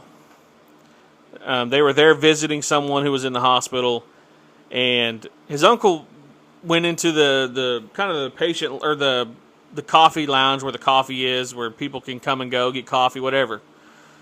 And so he looks in there and he sees a man sitting there. He looks real sad. He's just really upset, and the guy, his uncle was like, "Well, you all right? Doing all right?" And the guy's like, "You want some coffee?"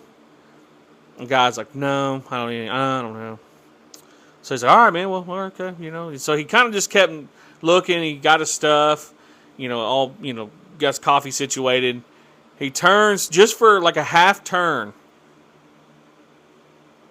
goes back and forgets his sugar. So he goes to reach for the sugar and looks, and there's no one in the room with him. There was no one in the room. So he was talking to...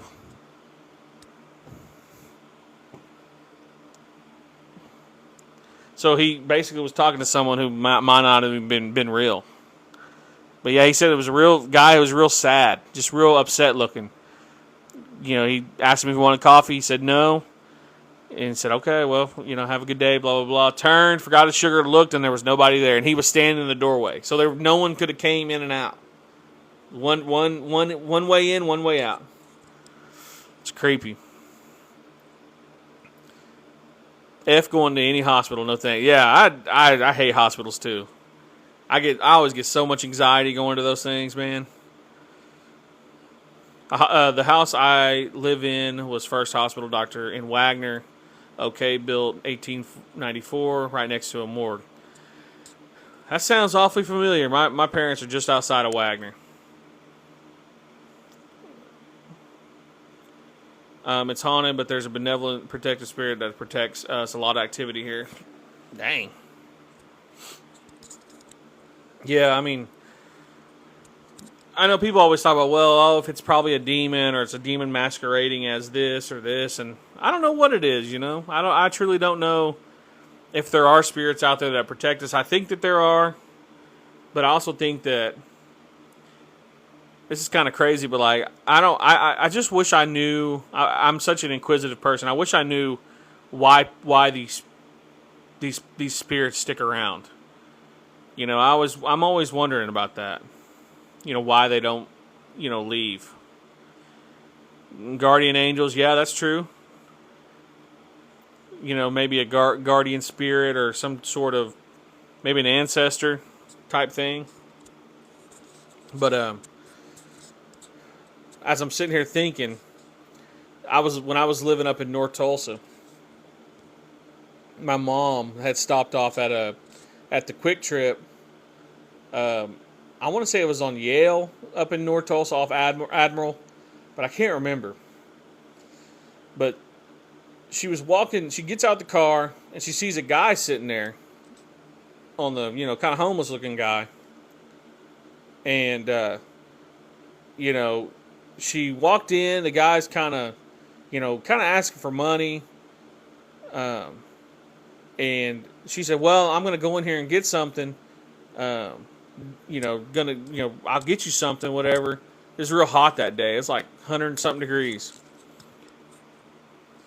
And I can't remember exactly, I can't remember off the top of my head. I'm just free, I'm spitballing here. I just remember this story my mom told. She'll probably correct me. But I know she went inside, bought something, and I think she gave the guy change. It was a few, whatever it was, $10, $5, whatever it was.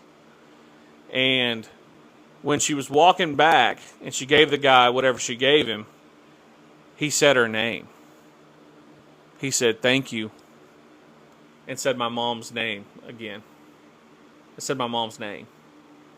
And she looked at him, and then she kind of was like, that's weird. Maybe, because my mom is real logical. I think the mic is weird because I get too close to it. But, sorry, when I start telling stories, I get excited. I'm like, oh, I start telling these stories, but yeah, but he said her name, and she looked, and she, in her logical mind, she was like, maybe somebody said my name, or maybe I was on the phone and he overheard me. And I'm like, Mom, you just walked into a store, you walked out, you were kind to this person who looked like they needed help, and they said your name. That's the most logical thing that, you can think of. And she goes, I think it might have been an angel or somebody, maybe testing. Because I do think that there is an aspect. This is part of my Christianity that I can't shake. I don't know if it's testing us, but I think they just do things, or whoever is, the creator, the person who is controlling everything and has a mind's eye of who we are as a people. I wonder if they do test us to see if maybe, if we're really living to how they think we should be, I guess. But my mom said it was the weirdest thing. He just said her name, and he said, thank you so much. And she kind of just looked at him and, kind of nodded, and she got back in the car, and she, told me when she got back to my house. But I don't know. You guys let me know what y'all think of that. I think that the Creator does test us. He sends down people, because I'm going to be honest with y'all. How many times have you passed someone, especially when I used to go downtown a lot, I'd, come across homeless people who were talking to somebody. Full conversations. One night I was out with my buddies. We were walking out of the Blue Dome over there by Red's Bar downtown. I think it's Blue Dome. Could be wrong. But over there by Red's Bar on that corner where there's like 4 different bars, and there used to be a Mexican restaurant. But we were walking back, and there was a guy. He was just talking to himself, like having a full conversation. Part of me all wonders if it's either a demon they're talking with, or if it's like, they're talking to somebody. Somebody's there, and we just can't see them. I think it's my mic, y'all. I think my mic's going dead. Eventually, I'll break out my soundboard. I'm not gonna do it tonight. So I apologize if I'm sounding crusty. I work across the street from those bars, and they're always yelling at somebody. Yeah, that's what I'm saying. They be going at it, man. Oh, I think it is a fan, guys. I got a fan going right here in my corner. I think that's what it is. Dang, I know. No, but I'm telling you, those homeless people, man, they be talking to somebody. I was talking to a guy who does street ministry. And he was telling me that he had a guy, I can't remember where this was, Dallas, Texas, maybe. Hey, chill out now. Don't be telling people I'm making bologna right now. If y'all see me flinch, it's that bologna grease hitting me, burning my skin. No, I'm just kidding. But there's a guy who was telling me the story about how they had a homeless guy who came up on a bike, and he was like, they were like, well, look, we'd like to pray with you. We want to just talk to you about God. And this guy's like, okay, yeah. He's like, but I want food. Trying to get food out of this. No problem at all. They talked to him, and they said, well, do you mind if we pray over you? And the guy's like, yeah, that's fine. He said that he said this guy was like 6'6", 350 pounds, big guy, and he showed up on this little bitty bike. And they said once they put their hands on him and started praying, his voice changed. His voice wasn't the same. So he came up in a voice, and he left with a different voice. He was like, get off me. Like, it was like a voice like that. Real kind of deep like. I was like, ugh. MDF says at some point I need to go ahead and make bologna merch. Dang, don't even get me started, y'all. I'll be sending y'all one slice of bologna meat in the mail. Put some ice cubes on it.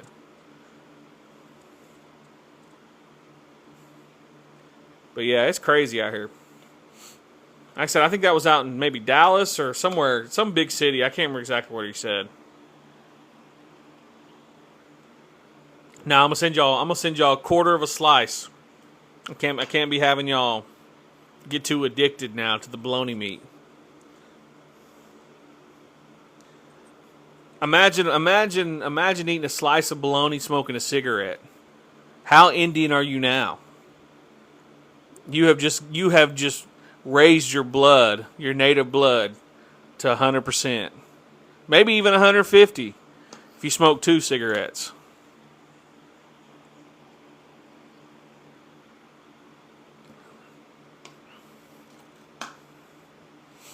Nah, that's crazy. Dang, red bologna strip. Dang, I might have to do that. I might have to do some merch and have to show y'all. I have my wife design it. She's good with the designing. Be having just a little like sizzled bologna meat.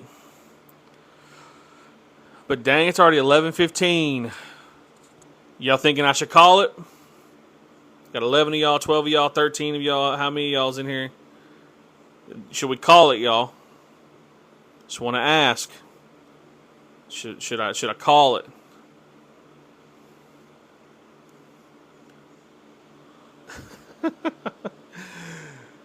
He's a Trent's guy. Hey, Trent's the all nighter, forever and a day. Beam said, let's do one more at 50K. Well, what do y'all want to hear at 50K? I'll let y'all pick. Dang, Ashley, thank you for the roses. Roses really smell like poop, poop, poop. Do roses really smell like poop, though? I've been wondering that. I ain't smelled a rose in probably 10 years. I wonder if they really smell like poop. But thank you for the roses, Ashley. One of my personal stories. Let me think here. Yeah, I'll tell one. I gotta think of one, though. I'll think of one. I'm trying to think. I'm trying to think of one I haven't told.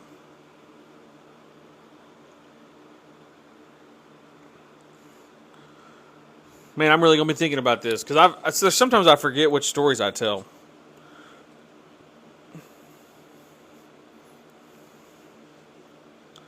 Let me think here. Do I have a Bigfoot? I've told the Merle Holmes story. I have told the guy on my roof. I've told my dog Luke and that weird story. I've told my missing time story as a kid. My first paranormal experience was the one. I've already told that one. Okay, no, I got one. Since we're in the Halloween season, I'm not telling my witch story. My wife's like, tell it. No, I'm not telling that story. That involves people who are still around. I'll tell my Halloween story. Or do y'all want me to save that one?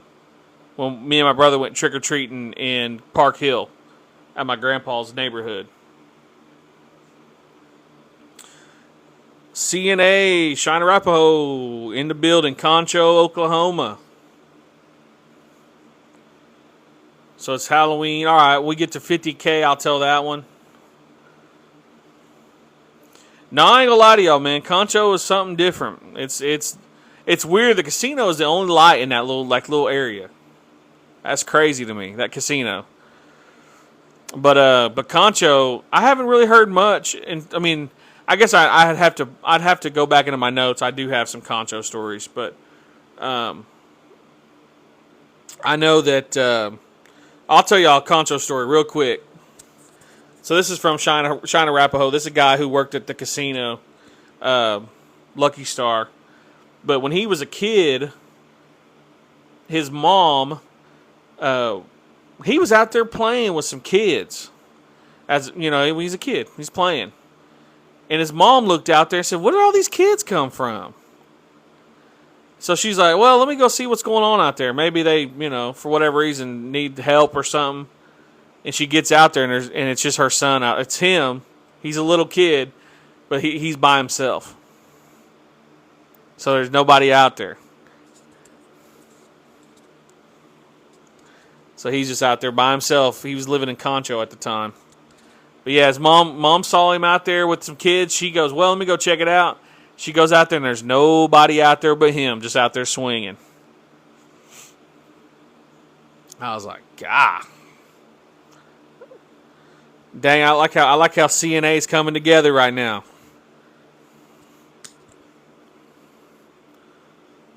Yeah, I don't want to be claiming no CNA. My grandmother was a quarter CNA, so she was a quarter Cheyenne Arapaho. She was a quarter Kiowa, and half Cherokee. So she was 3 different tribes. She had all 3 cards, all 3 little, because she was enough. But I'm not enough for y'all, I guess. Y'all could have had all these stories. Nah, I'm just kidding. I can't remember my Cheyenne Arapaho family name, or who I'm related to out there. I know my Kiowas is 2 Hatchets. And obviously Tiger. Dang, everybody's coming together in the chat right now. I like that. So I am on paper, Cherokee and Muskogee Creek are my 2 tribes, but I don't have enough quantum for Kiowa or Cheyenne Arapaho, so I just linger out there. No, I think. Well, y'all take an 8 now. I might have to go out there and get me my card. Start getting my free play at y'all's casinos. Have to go out that way, get my free play. That'd be the only. I don't really go out that way anyway. I've been out to the casino, out to Concho one time. I ain't never been out there. Dang, okay. I might have to get that registration taken care of, 'cause I'd be enough.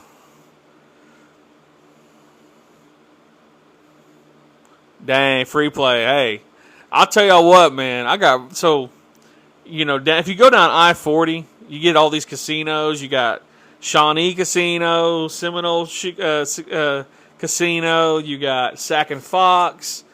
You have all these casinos up down I-40. But the casino that I will never go to again that did me crazy was the Sac and Fox Casino. I was up like double my money. Max bet, lost it all. Cold-blooded like that. Where are we at? 50K? All right. 50K likes. MDF, dang, you everything. Dang, Heinz 57. I thought I was Heinz 57. You Heinz 57 and some. Dang, got all the ingredients. You got cayenne pepper. No. Let's see here. All right. So one year we had grown up in Park Hill. My grandpa lived out there. We stayed out there in the summer times. My parents needed a day away from me and my heathen ass brother. Then we go over to my grandpa's, and he'd always tell us who to leave. He was very proactive for me and my brother to let us know things around us. So he'd tell us, "Hey, don't do this, don't do that, or don't go over here, don't go over there." And so I remember him talking about this medicine man who lived around him. And he always told us, don't go in his house. Don't go anywhere near him. He's not. I'm not saying my grandpa always said he's not. I'm not saying he's a bad guy. I'm just saying just to be leery and be careful of him. So this same guy is who my uncle saw. If y'all have heard that story, my uncle saw somebody half owl. It was like a half owl or half bird, half man flying over them. And they were in that same neighborhood. So they went home, told him, and that's kind of how all this, how we started knowing about it. A lot of times with mess people, they don't really talk about it. You're not supposed to. If you practice, things are just supposed to happen in that way. But as Halloween, and me and my brother were running around, going house to house, and all of a sudden we realized my brother's not around. So my parents start getting real nervous and real scared. And my grandpa, he kind of had an idea, I think, as I'm thinking about it now. I maybe not, but my brother was in that medicine man's house. I don't know for how long, but I don't know if he's taken, you know what I'm saying? But my grandpa was always real leery about that, especially after knowing that my brother was in that man's house. And I remember him being real, not upset, but like, I just remember him kind of looking like we need to be careful about that. But yeah, my brother, I remember my parents knocking on the door and being like, "Have you seen my son, Nathan?" Whatever my brother, his name. And they're like, "No. I'm not sure." And then they got to his house and he was in there. I was so scared too. I was like, dang, he got took.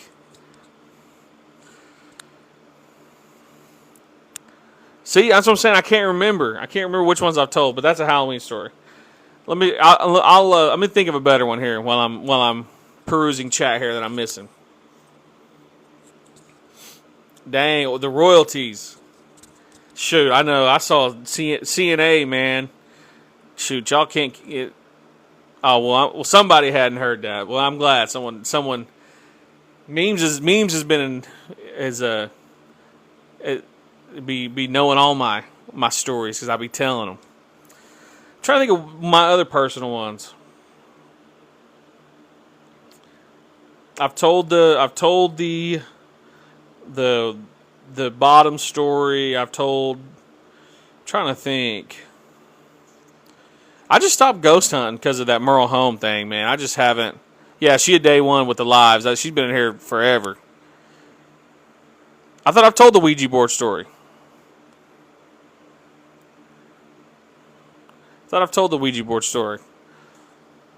Dang, we was out here stealing money from the school to buy that Ouija board too.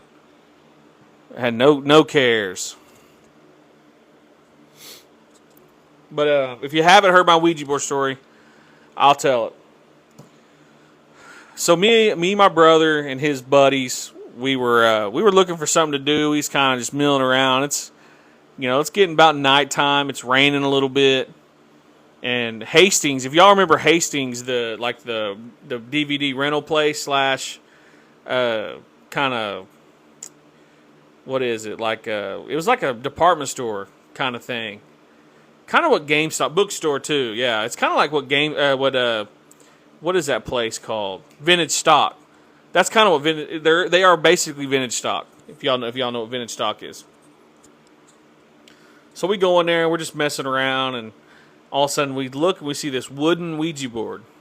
It was like $40, $50. I can't remember how much it was exactly, but it wasn't anything less than $20, and it was wooden, hard wood, heavy too. And so we're like, all right, and I started digging around. I had like $10. My brother had like $5. So we started really digging around, trying to find money to buy this thing together. Well, my brother's buddy had the basketball money. This was like you had to sell candy bars to, make a donation to the basketball program, whatever it is. He said, "Yo, I got $60 in here." I said, "Oh yeah." He's like, "Well, I'll buy it." And I said, "All right." Look. So he ends up using the school money to buy this Ouija board. Now, me at the time being like, I don't know if this is actually going to work because it's like it's from it's not like it's not like carved in stone by a pagan witch. I'm like, I'm thinking this is just some hoopla. So we go out and we're looking, we're talking, we're like, hey, we should find a cemetery and do this in. So I'm like, all right, let me think of it. We were trying to find a cemetery that's kind of off the beaten path where we know that there's no one going to be in there. And we decided to go to the National Cemetery in Fort Gibson. So at the time, the National Cemetery was expanding. This is like 2011. They're expanding, and so they have all the graves in front, but then you could tell that they were building roads and they were building gazebos at certain sections of this cemetery. So we find one of the most outer realm, furthest back that we can, and we crack that bad boy open and we start messing with it in this gazebo. I start getting the heebie-jeebies. I already knew something, spidey senses was going off. So I put my finger down, and this imbecile, one of the my brother's buddy, first question this idiot asked was, "When am I gonna die?" And I said, "Oh," and I promise you, it's the weirdest feeling when that thing moves. I had two fingers on, like you have two fingers here, and there's like 6 sets of hands, so we're all just barely touching it. And I literally look at everyone, and it literally started spelling something out, like a day, it started, spelling something out. I said, absolutely hell no. So I took my hands off, and I told my brother, I said, you need to get your hands off. Like I had been told multiple times, don't mess with these things. I was told this from my English teacher, who she's Muskogee Creek. She was like, don't touch, you don't need to mess with those at all. So I grabbed my brother. I said, nah, we need to stop touching this. So it's just my brother's buddies. And I'm literally like, are y'all moving it for real? And so I'm looking, and we got our little flashlights, and we're looking. And these dudes barely had their hands on it. They were just, it was just the microness of skin touching it. And this thing was moving. And I remember kind of just not really paying attention to what they're saying and just watching this thing move by itself, basically. And I literally was like, all right, y'all need to, I was like, are y'all messing, I'm really are y'all messing around for real? And I remember it was it spelled out something kind of I didn't really understand it. It wasn't speaking in terms of normal speech, but it was more of kind of vague. And I remember taking my hands off, and they asked another question after that, and I can't remember the question. But it started moving, and it started spelling stuff out, and I'm just not really paying attention. So then I'm like, all right, we need to stop. This is not right. Well, as I've learned more knowledge about, especially the way that you're supposed to end, you're supposed to end those things. You're not supposed to just walk away from them, because it leaves that thing open, leaves whatever you're talking to it open. And be in mind, we're doing this in a dang military cemetery. So, it's idiot. We were stupid. So I'm getting nervous, and I'm the oldest one there. So I'm like, all right, y'all, it's getting late. We don't need to be messing with this no more. We need to find a place to where we know that we can put it somewhere where it won't come back. Because I had heard a story in my high school days of a guy who I went to high school with. His mom literally could not get rid of this. Could not get rid of the Ouija board. They burned it. They did all types of crazy stuff with this thing, and it still somehow always came back, which I don't know if that's true. They told me it was true, and so I just assumed that's what it does. So we go to another freaking cemetery. This is it. I'm 17 years old. I am a knucklehead. Sometimes my knuckleheadness still is there. So we go to another cemetery. And this one's more closer to town, more kind of in the main stretch of town. And I can't remember the name of the cemetery, but it's right it's right across the street from a funeral home in Fort Gibson on the main drag. So we go out there, and they messing with it again, and we find a well. And I said, all right, we need to chill out. We need to stop messing with this. So we throw it down a well. We take this heavy stone, lid off. We moved it. We threw it down there, and then we moved it back. And we put 2 rocks on the top. So I'm spooked out by this Ouija board. Not even a couple days later, my brother's buddy says that it came back. Now, do I believe him? No. But he told my brother that it came back. I don't know. It didn't make sense, but I, now getting older, probably realized when we did that, that's when I started seeing shadow people. That's when I started seeing shadow people, is when we messed with that Ouija board.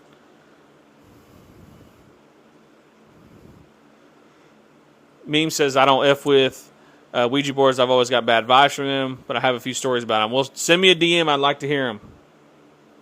I'd love to hear them. So that's a thing. So once you try to burn this thing and you don't close it out right, it comes back. That's what I was told. I was told that story, and then my buddy's brother, or my brother's buddy, said that it came back. So it was under his bed. So I don't know. I don't know if that's true or not. That's just what was told to us. Meme said my brother threw his away, and it melts showing back up. Once he even started printing off the computer, like, dang.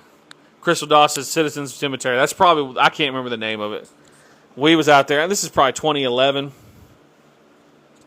Hundreds of copies, they burned them, and they just kept showing back up. No, that's crazy. I love to hear those. I'd love to, send me that story. Like, send it to me in, like, linear timeline. I'll tell that story, or I just want to hear it.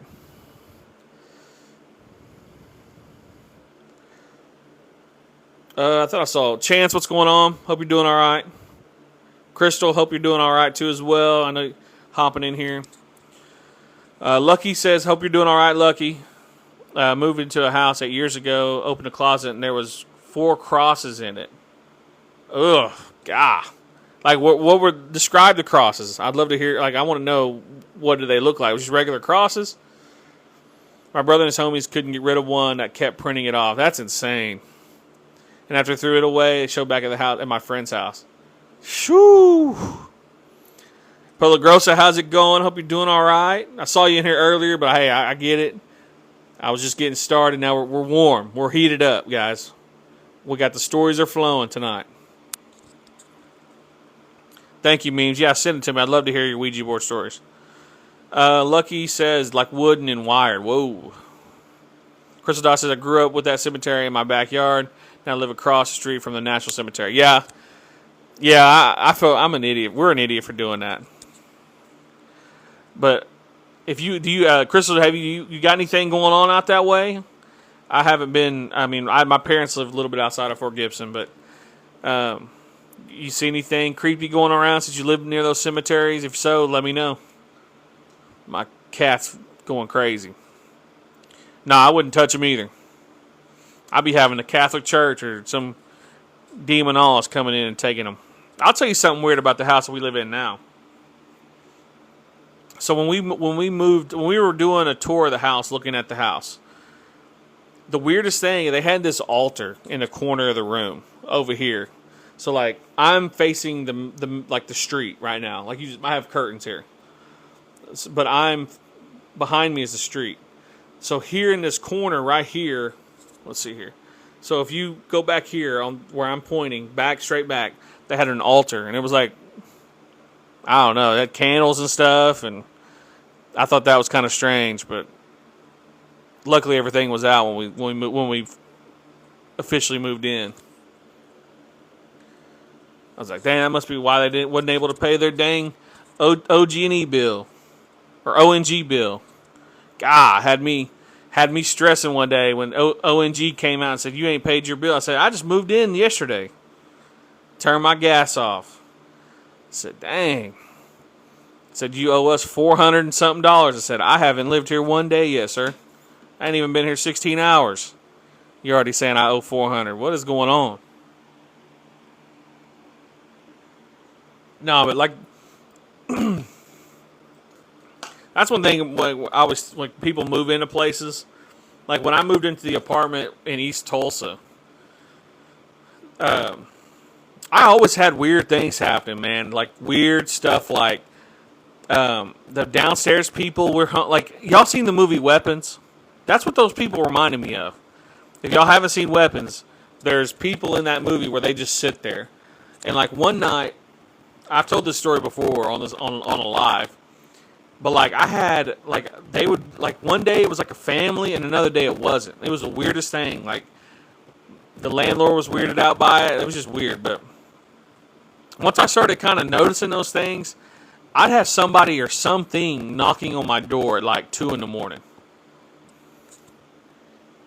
Like where my bed sat. So like there was a window facing my balcony.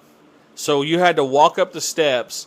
You would pass my window and have to. And if you were not to knock on the door, I would be able to see it. Yeah, they turned my gas back on. No, yeah, we're good. Everything's good, Sarah. Thank you. Yeah, everything's good. Yeah, I'm when there's certain things that come up in my life, the Karen or the Chad comes out in me, especially when it comes to like people like me having to face the things people didn't do before. No, we're all good. I didn't pay none of that. But like the bed that I was sitting at in my apartment, my upstairs apartment in East Tulsa, my bed was literally kind of next to the window, so the light would shine in, so I would be able to see if somebody would cross by. And my dogs would bark, especially if someone knocked on the door or like was on the porch. You would be able to hear them, and my dogs always barked because they're like guard dogs. But like I would have someone banging on my door at like 2 in the morning. And like I'm like thinking maybe like it's a neighbor or something, whatever it is, something happened, the apocalypse broke out, whatever. And I'd go to the door and there'd be no one there. This happened a lot, like a lot. The weirdest thing ever. And like one time, I was still awake in my bed at like 2 in the morning, and I was just fading out, and someone was knocking on my door. And I went and, like, literally, as it knocked, I got up, looked out the window where I could see whoever was knocking on the door, and there was no one there. Weird stuff. The house always smelled like a weird kind of smoke smell. So I was wondering if somebody was might have messing with me.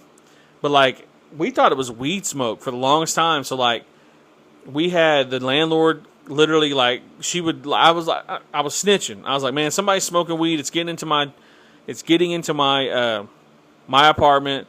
I just had my first daughter. I don't want her smelling this mess. Like I'm not happy about this. I don't think she ever found out who that was. I was snitching. I ain't gonna hold you. I was diming you out. But like I ain't trying to smell that weed smoke, man. I ain't trying to smell all that, especially when I got a little kid. Like I'm not trying to deal with that. But no, what's crazy is she never could find out who it was. So like the people that were, so we were on the inside of the courtyard.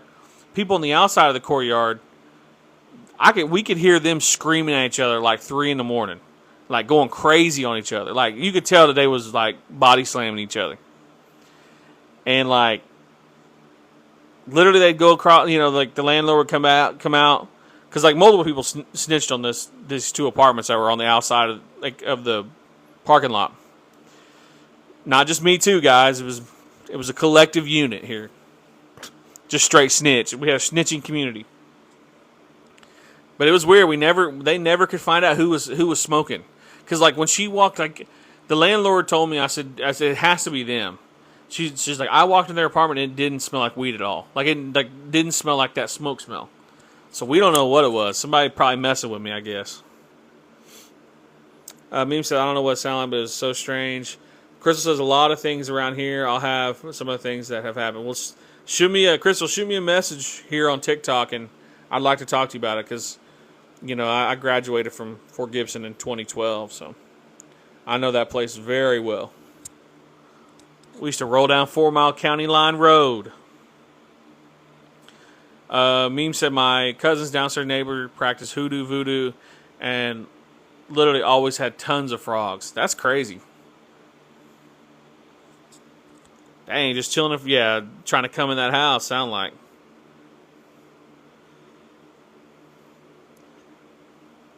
I don't know what was going on with them people, man. I had to snitch on them. I'll tell on you. No, I'm just kidding.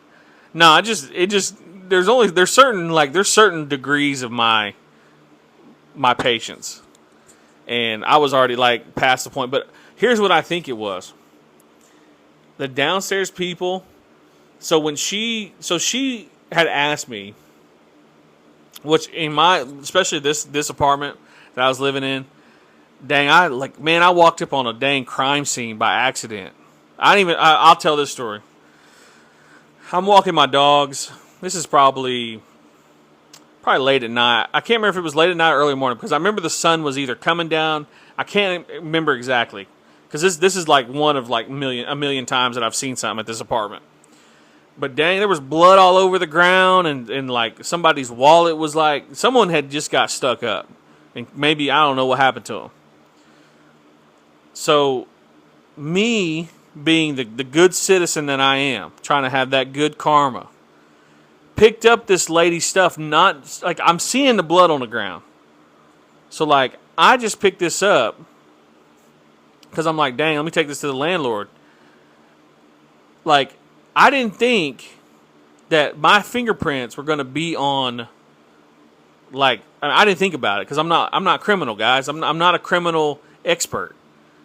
So I'm thinking, dang, my fingerprints after the fact, my fingerprints are on this lady's like wallet.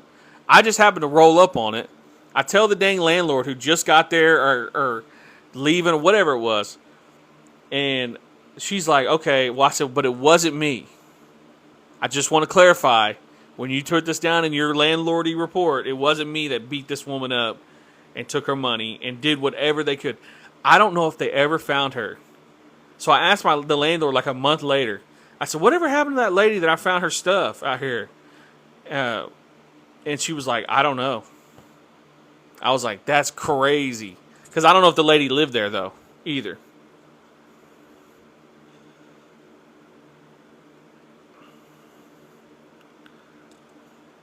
Hey, Trent, we got to tell on people, man. We got to snitch on people. It's 2025, man. We got to get these hoodlums off the street. We got to get these criminals off the street, man. No, I'm just playing. No, but that was crazy, though. Yeah, no, man. Yeah, I ain't gonna lie. That's one thing, too. If it was just me in the apartment, like, yo, I'll get secondary high all day. I'm not trying to, I wouldn't snitch. But, like, I had a kid, man. I had a newborn, so I had to. Dang, those back roads. Hey, let's not even get started on those county line back roads now out in Fort Gibson. I don't be nobody telling on each other. People be having kids walking around here. Meme said people should be respectful regardless of when other people have babies. And nah, that's snitching, bro.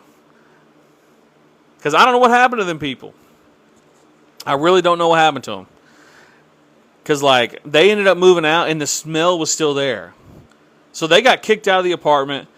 Basically, she said she sanitized the entire apartment. And, like, the smell was still there. So it didn't matter who the people were. It was, like, something else. And the people downstairs, like I said, I've told this before, they were weird.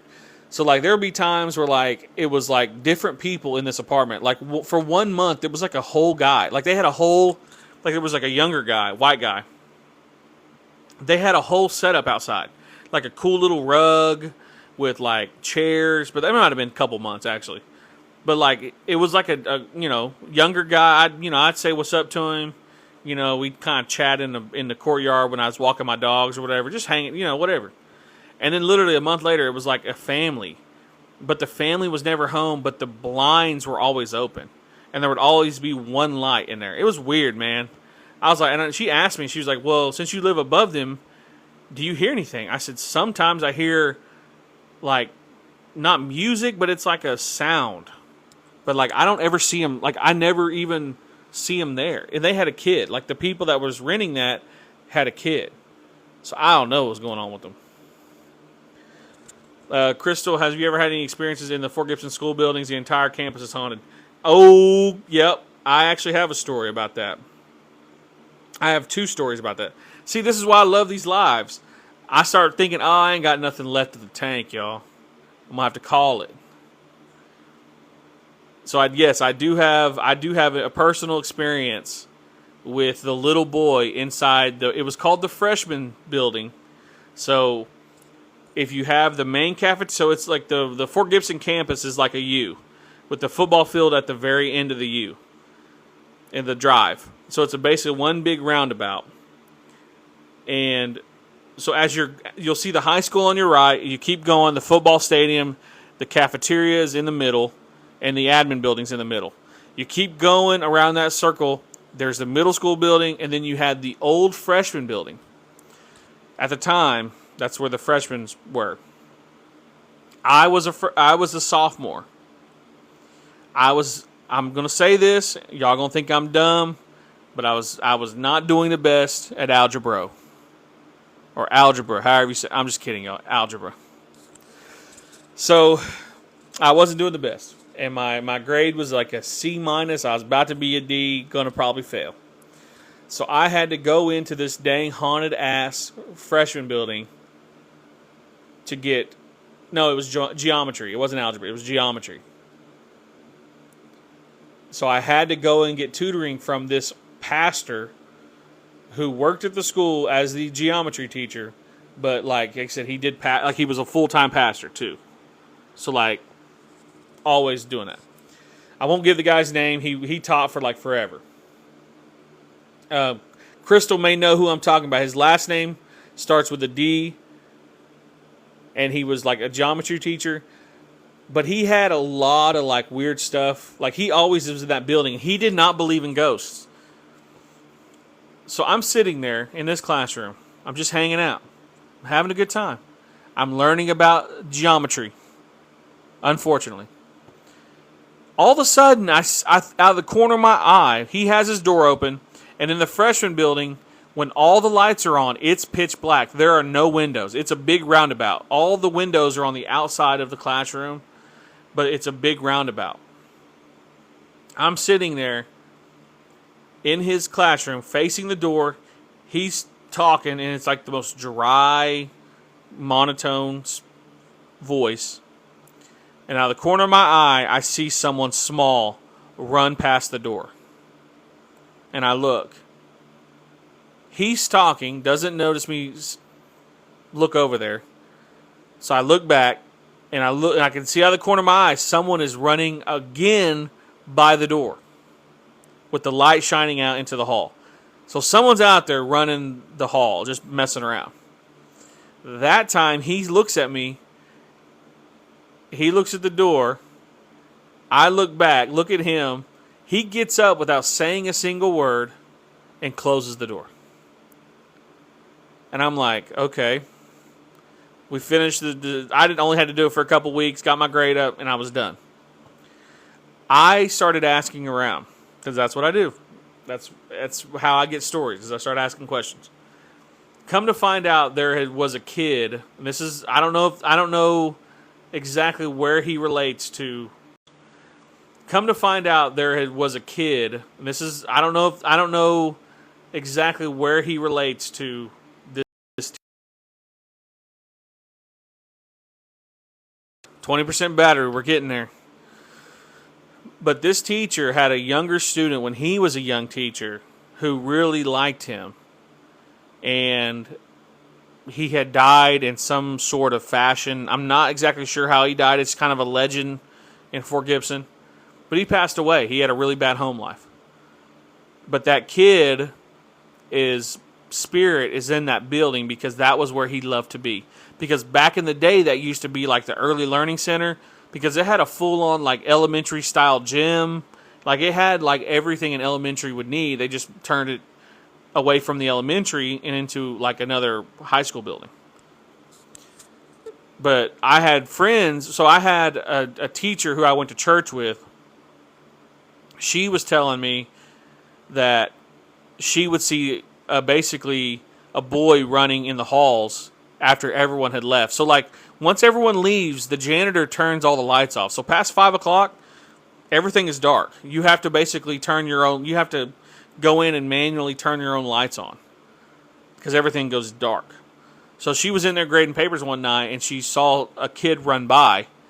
And now I don't know exactly if a ball rolled into the room, but basically some type of ball or object rolled into her classroom from the hallway, and there was no one there in the building. But yeah, I haven't. Yeah, I had friends that did that tour.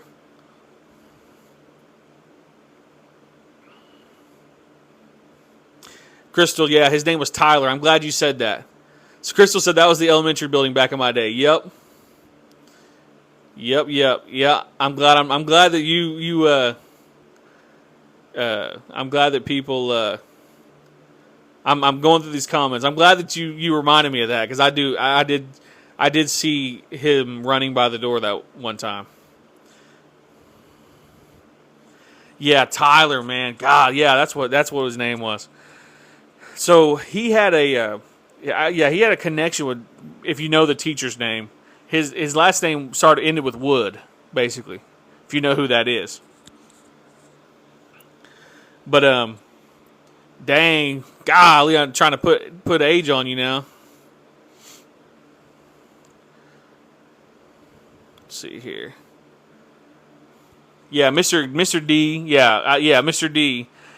He ignored a lot of stuff. They said that this little boy, this ghost of this little boy Tyler, would literally like do anything in his power to try to get Mr. D Woody's attention. He wouldn't even be fazed by it. Like the ball rolling into the hall. I'm getting goosebumps talking about this because I had friends of mine on their scene. I'm so mad I didn't get to go. I think I had basketball practice or something. But during Halloween time, they all went and did a tour of that building at night. And they basically had a ball from the gym in there, and they rolled it down the hallway, and then literally they walked away and was doing another round, and the ball rolled back to where they were standing. The ball was placed back where they were standing.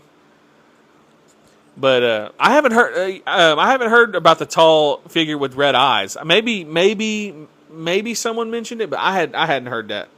That must be on another level that I'm not aware of. But also too, I'm wondering if maybe that little boy was the demon. That's something too I think about. So we're at 70. Yeah, Mr. Oh yeah. So here I'll tell you. Here's another creepy thing about that school. So like there were times. So like when they built the new gym, like when the new gym was being renovated and turned into what it is now, there was a hall that connected the new gym to basically the side door, but then you could go into the main hall next to the auditorium, and they would see people walking. Like I remember people saying that they saw people walking. Like you would be walking down the hall, like passing it, and there'd be somebody standing there. Like I remember hearing things like that, and it's creepy in there at night. Like I was in there one time at night. I had to grab something out of one of my teacher's classrooms. I forgot, and one of the coaches let me go up there, and it's creepy in there. But yeah, golly, that's crazy that Mr. Rowe is still there. He's gonna live and die there. He was a funny teacher though. But yeah, that elementary school, man, that was creepy. It was just the weirdest thing too, because like he didn't even acknowledge it too. Man, did you ever see anything in there, Crystal? In high school, like I said, I only was in there at nighttime one time. Dang, I know Mr. Rowe's he's gonna be I think he even said he was gonna haunt the place too. He was dark humor before dark humor. Oh, okay. Dang, that's awesome. Nah, Mr. Rowe would be creepy as heck all in there.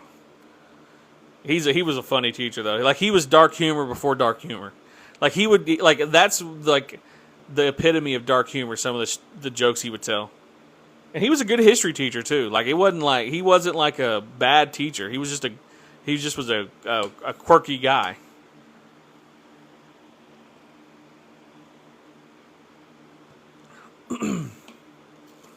But yeah, that elementary school That was the weirdest thing too. Like Mr. D never even acknowledged it.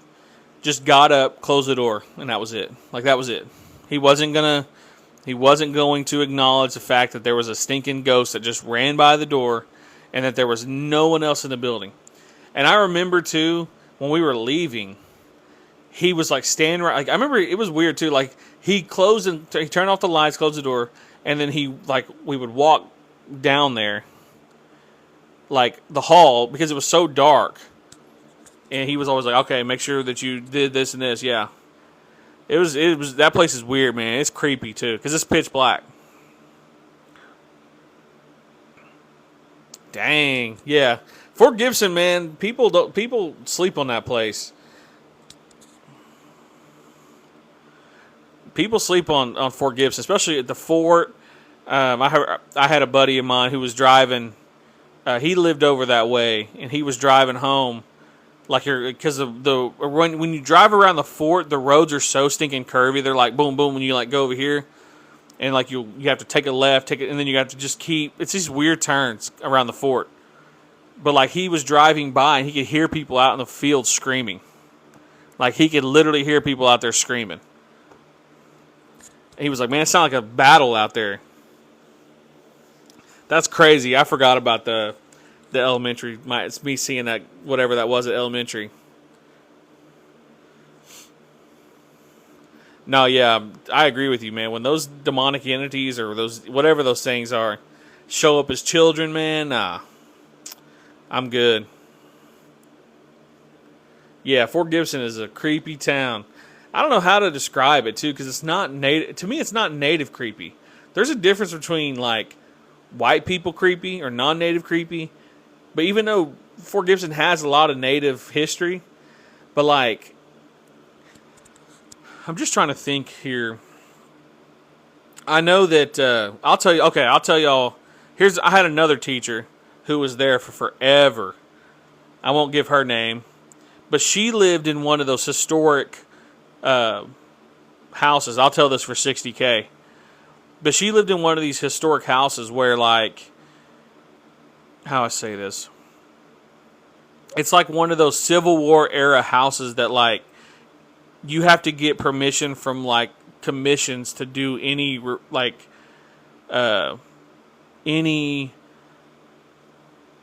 work on it, to restore it. Like, you have to go through a process to do this.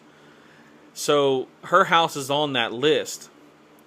And when she went through the entire, like, her house was haunted. I remember her coming in and be like, yes. Like, she would tell us stories during Halloween about how it's, like, creepy. So when they were working on her house, there were some things that needed to be updated that they were never updated when she bought it. But she had been there for a long time, and so they decided to do it.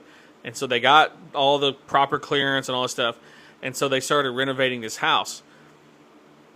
She said literally it took double the time to do this house, like to redo this house, because things would just go missing. So like they had all this like really expensive equipment, and it just like moved from one room to another.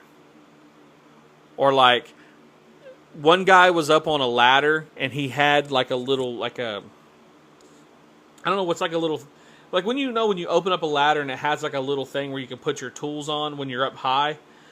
Well, he put his hammer down on this little tray that's on this top of this, because he was doing something with the banister or something. And like he went to grab the hammer and it wasn't there. And he looked and it was down on the ground. Like it didn't make any sound. Like, you know, if a hammer falls from like 5 feet, it's going to make a sound. But it didn't, like it wouldn't, like it just was weird. Yeah, Crystal knows what I'm talking about. I can't remember what the name of her house was. I don't want to give it away. I don't know who lives there now. But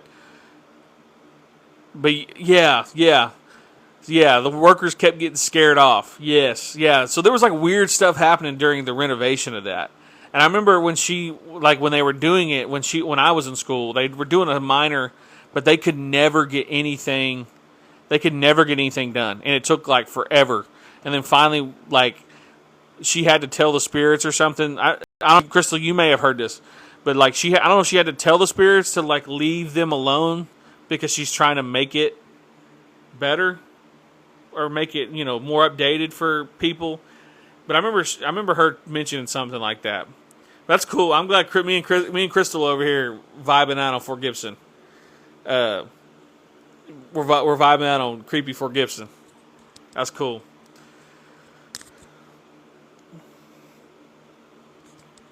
Now I think I'm trying to think of any other creepy things we did at Fort Gibson.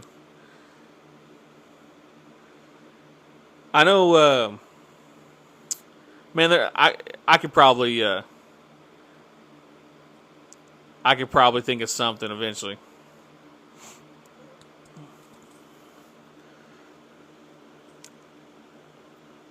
Dang! So they did a Ouija board out at what's the teacher's house? Nah, that's insane.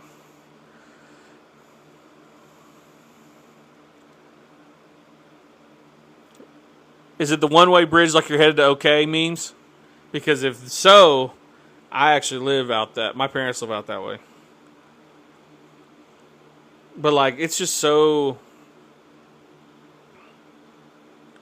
Yeah, I couldn't believe that she would ever do that too. Yeah, because she was a humanities teacher, and like she ignited my love for Greek mythology, and like that's how I got into learning about things kind of non-Christian, like pagan stuff. I started looking up history of the pagan stuff. Like she got me into that stuff. She was a great teacher. Golly, that's insane. Yeah, I cannot. Yeah, I still can't believe she would do that. But yeah, she was a cool teacher though. Super cool teacher. Like, I know that I had one teacher. Yeah, she is a great storyteller. Man, that's awesome. I'm happy. I'm hoping. Is she still alive, Crystal? Is she still up and kicking? I have not heard anything since I graduated. I kind of graduated from Fort Gibson and then went to college and then just moved to Tulsa, and now that's where I'm at.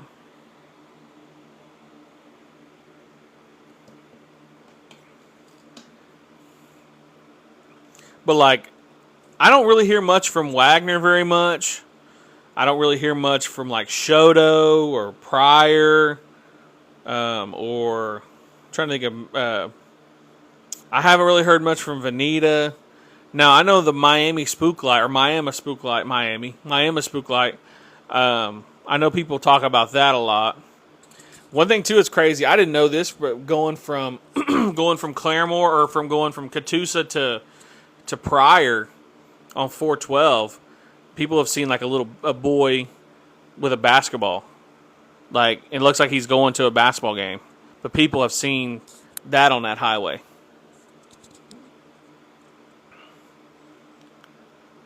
Oh, so she's okay. So she's doing the tour. That's awesome.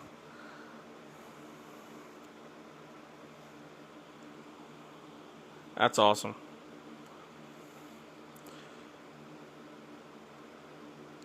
But yeah, it's I don't really hear much from out that way. I hear more Tahlequah, like Kenwood. I've heard some stories about LP in their recreational center. I guess they had LP. So I don't know. Like I said, I don't know if they've done this or what happened with that. I just know that they did something to LP when they were building a recreational center out in Kenwood, and the LP were messing around with the building equipment out that way.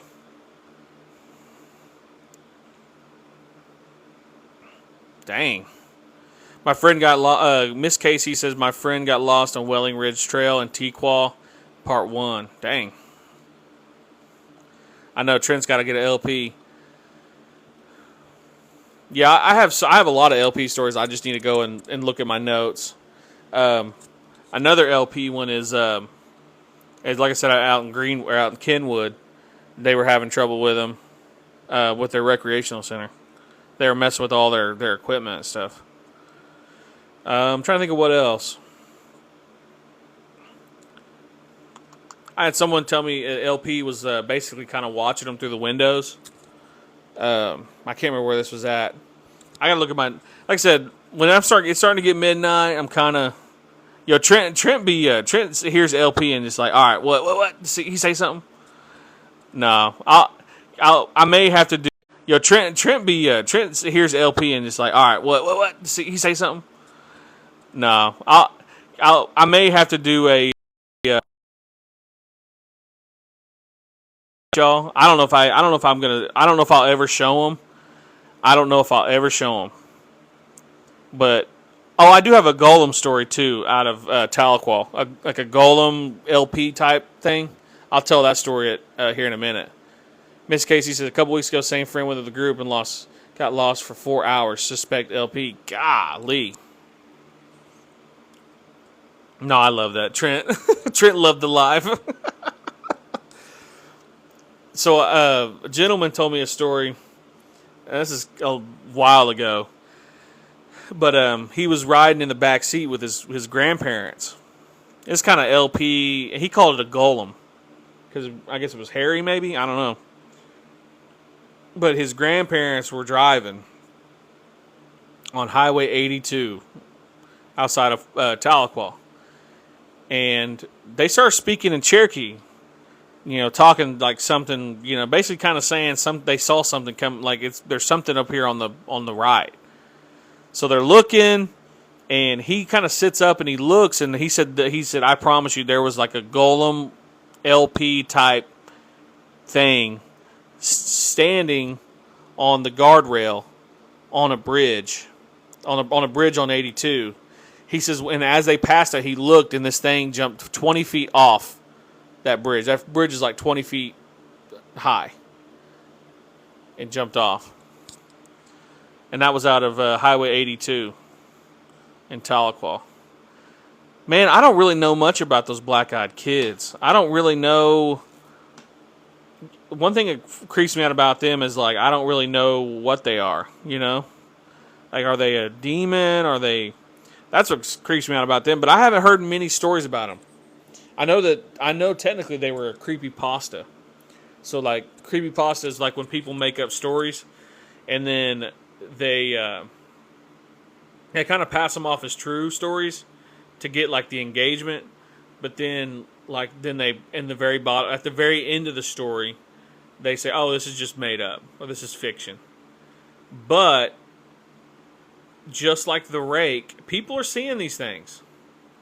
People are seeing these things now. I also think too it might be part of like a jinn. If y'all know what a jinn is. I heard a crazy story from a podcaster about a jinn. I don't know if I'm going to tell it here, but that's probably his story. Daddy Trump. That's funny. Do you listen to Coast AM? I used to. Man, I don't... When George Norrie took it over, I don't know. I don't know how I feel about it. He's done a good job. I know. Knapp does it. George Knapp does it now, I believe. But I haven't. The old stuff with what's the guy? I can't remember the original host. It wasn't George Norrie. It was forgetting his name. But he was the GOAT. Yeah, Art Bell. That's what it was. Art Bell. Yeah, it hasn't been. It wasn't the same. Art Bell was. That's just a legendary. Dylan Stocktill says spent a lot of time in Clayton/Broken Bow area as a kid. Pretty creepy down there for sure. You got a story? I'd like to hear it. Yeah, the gin, man. So like they call it. That's some people think it's LP, and it might be.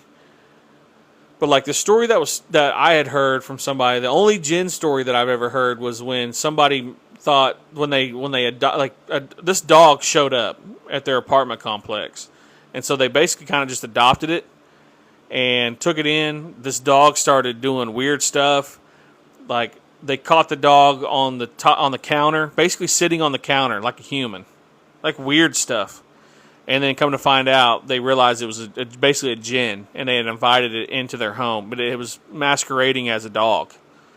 I think I might have heard that like 10 years ago. I can't remember the full story though. Yeah, I love Art Bell.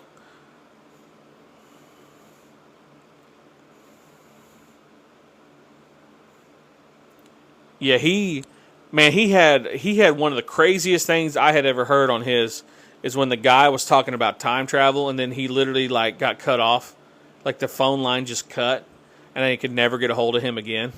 Do y'all remember that? Or he had like some type of particle thing, and he was in the middle of telling Art Bell about this, and he said, "I'm gonna probably be cut off here pretty soon, but I just wanted to say, just went off on the spiel." And then they cut the line. So whoever cut the line, and they could never find that guy again. It's crazy. I've got so many stories from working night shift in Fort Gibson you wouldn't believe. Well, I'd like to hear him, Daddy Trump. That's a crazy name. Yeah, I'd like to hear your stories. Yeah, Fort Gibson, man, I'm telling you, it's creepy out there. It is creepy. Too much weird stuff going on out there. Meme said that guy disappeared forever. Yes, no, that guy did. Yeah, I remember hearing that. This happened, in the '90s or whatever. And like I remember, they could never. They called the number and it was cut. Like they couldn't even get a hold of the guy. The number just would not work after they tried to call him back. But yeah, I remember. I think he was talking about like particle colliders and like being able to shift time and bend time and just crazy stuff. He might have been talking about at Area 51. I think it's where he was talking about it.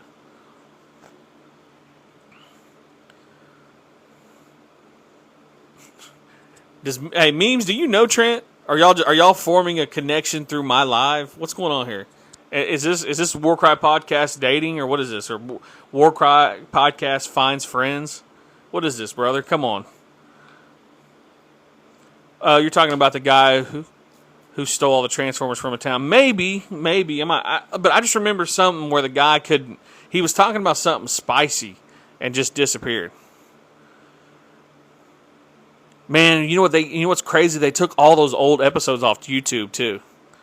Like you can't find, like you used to not be able to find them, but now since YouTube has kind of been more lax on their all of their stuff, they're allowing that stuff back on now. But yeah, it's crazy. All right, guys, let's see. But yeah, it's crazy. All right, guys, let's see where we're at in the next couple minutes. But you need to do native speed dating. Oh hell no! Shoot, that would be greasy as hell. That'd be greasier than bear grease. Oh, I'll tell y'all one story before I get out of here. It's Bigfoot. I ain't told a Bigfoot story. So back before removal, a lot of the tribes would battle each other in stickball. They play stickball, and they train for certain amount of time, and then they play each other. I was told, and my grandpa told me this, that a story that was passed down was that the Choctaw or Muskogee Creek, but I think it was Choctaw, used to wipe themselves down in bear grease. They'd find a bear out in those mountains down south, and they'd put themselves and oil themselves down, and they'd go out and find those Bigfoot and wrestle them to get their strength up. It's crazy. I think my phone's about to die, MDF. That's why I'm about to call it. But yeah, they used to rub themselves down in bear grease and wrestle. Oh, there we go. Well, I appreciate it. Guys, I'm getting off here. If you want to listen to the full live streams or you want to go back to old live streams, they're on YouTube. They're Spotify, Apple. But I appreciate you guys, that you guys continue to show up and show out. And with that being said, I will find you guys and I will catch you on the next one.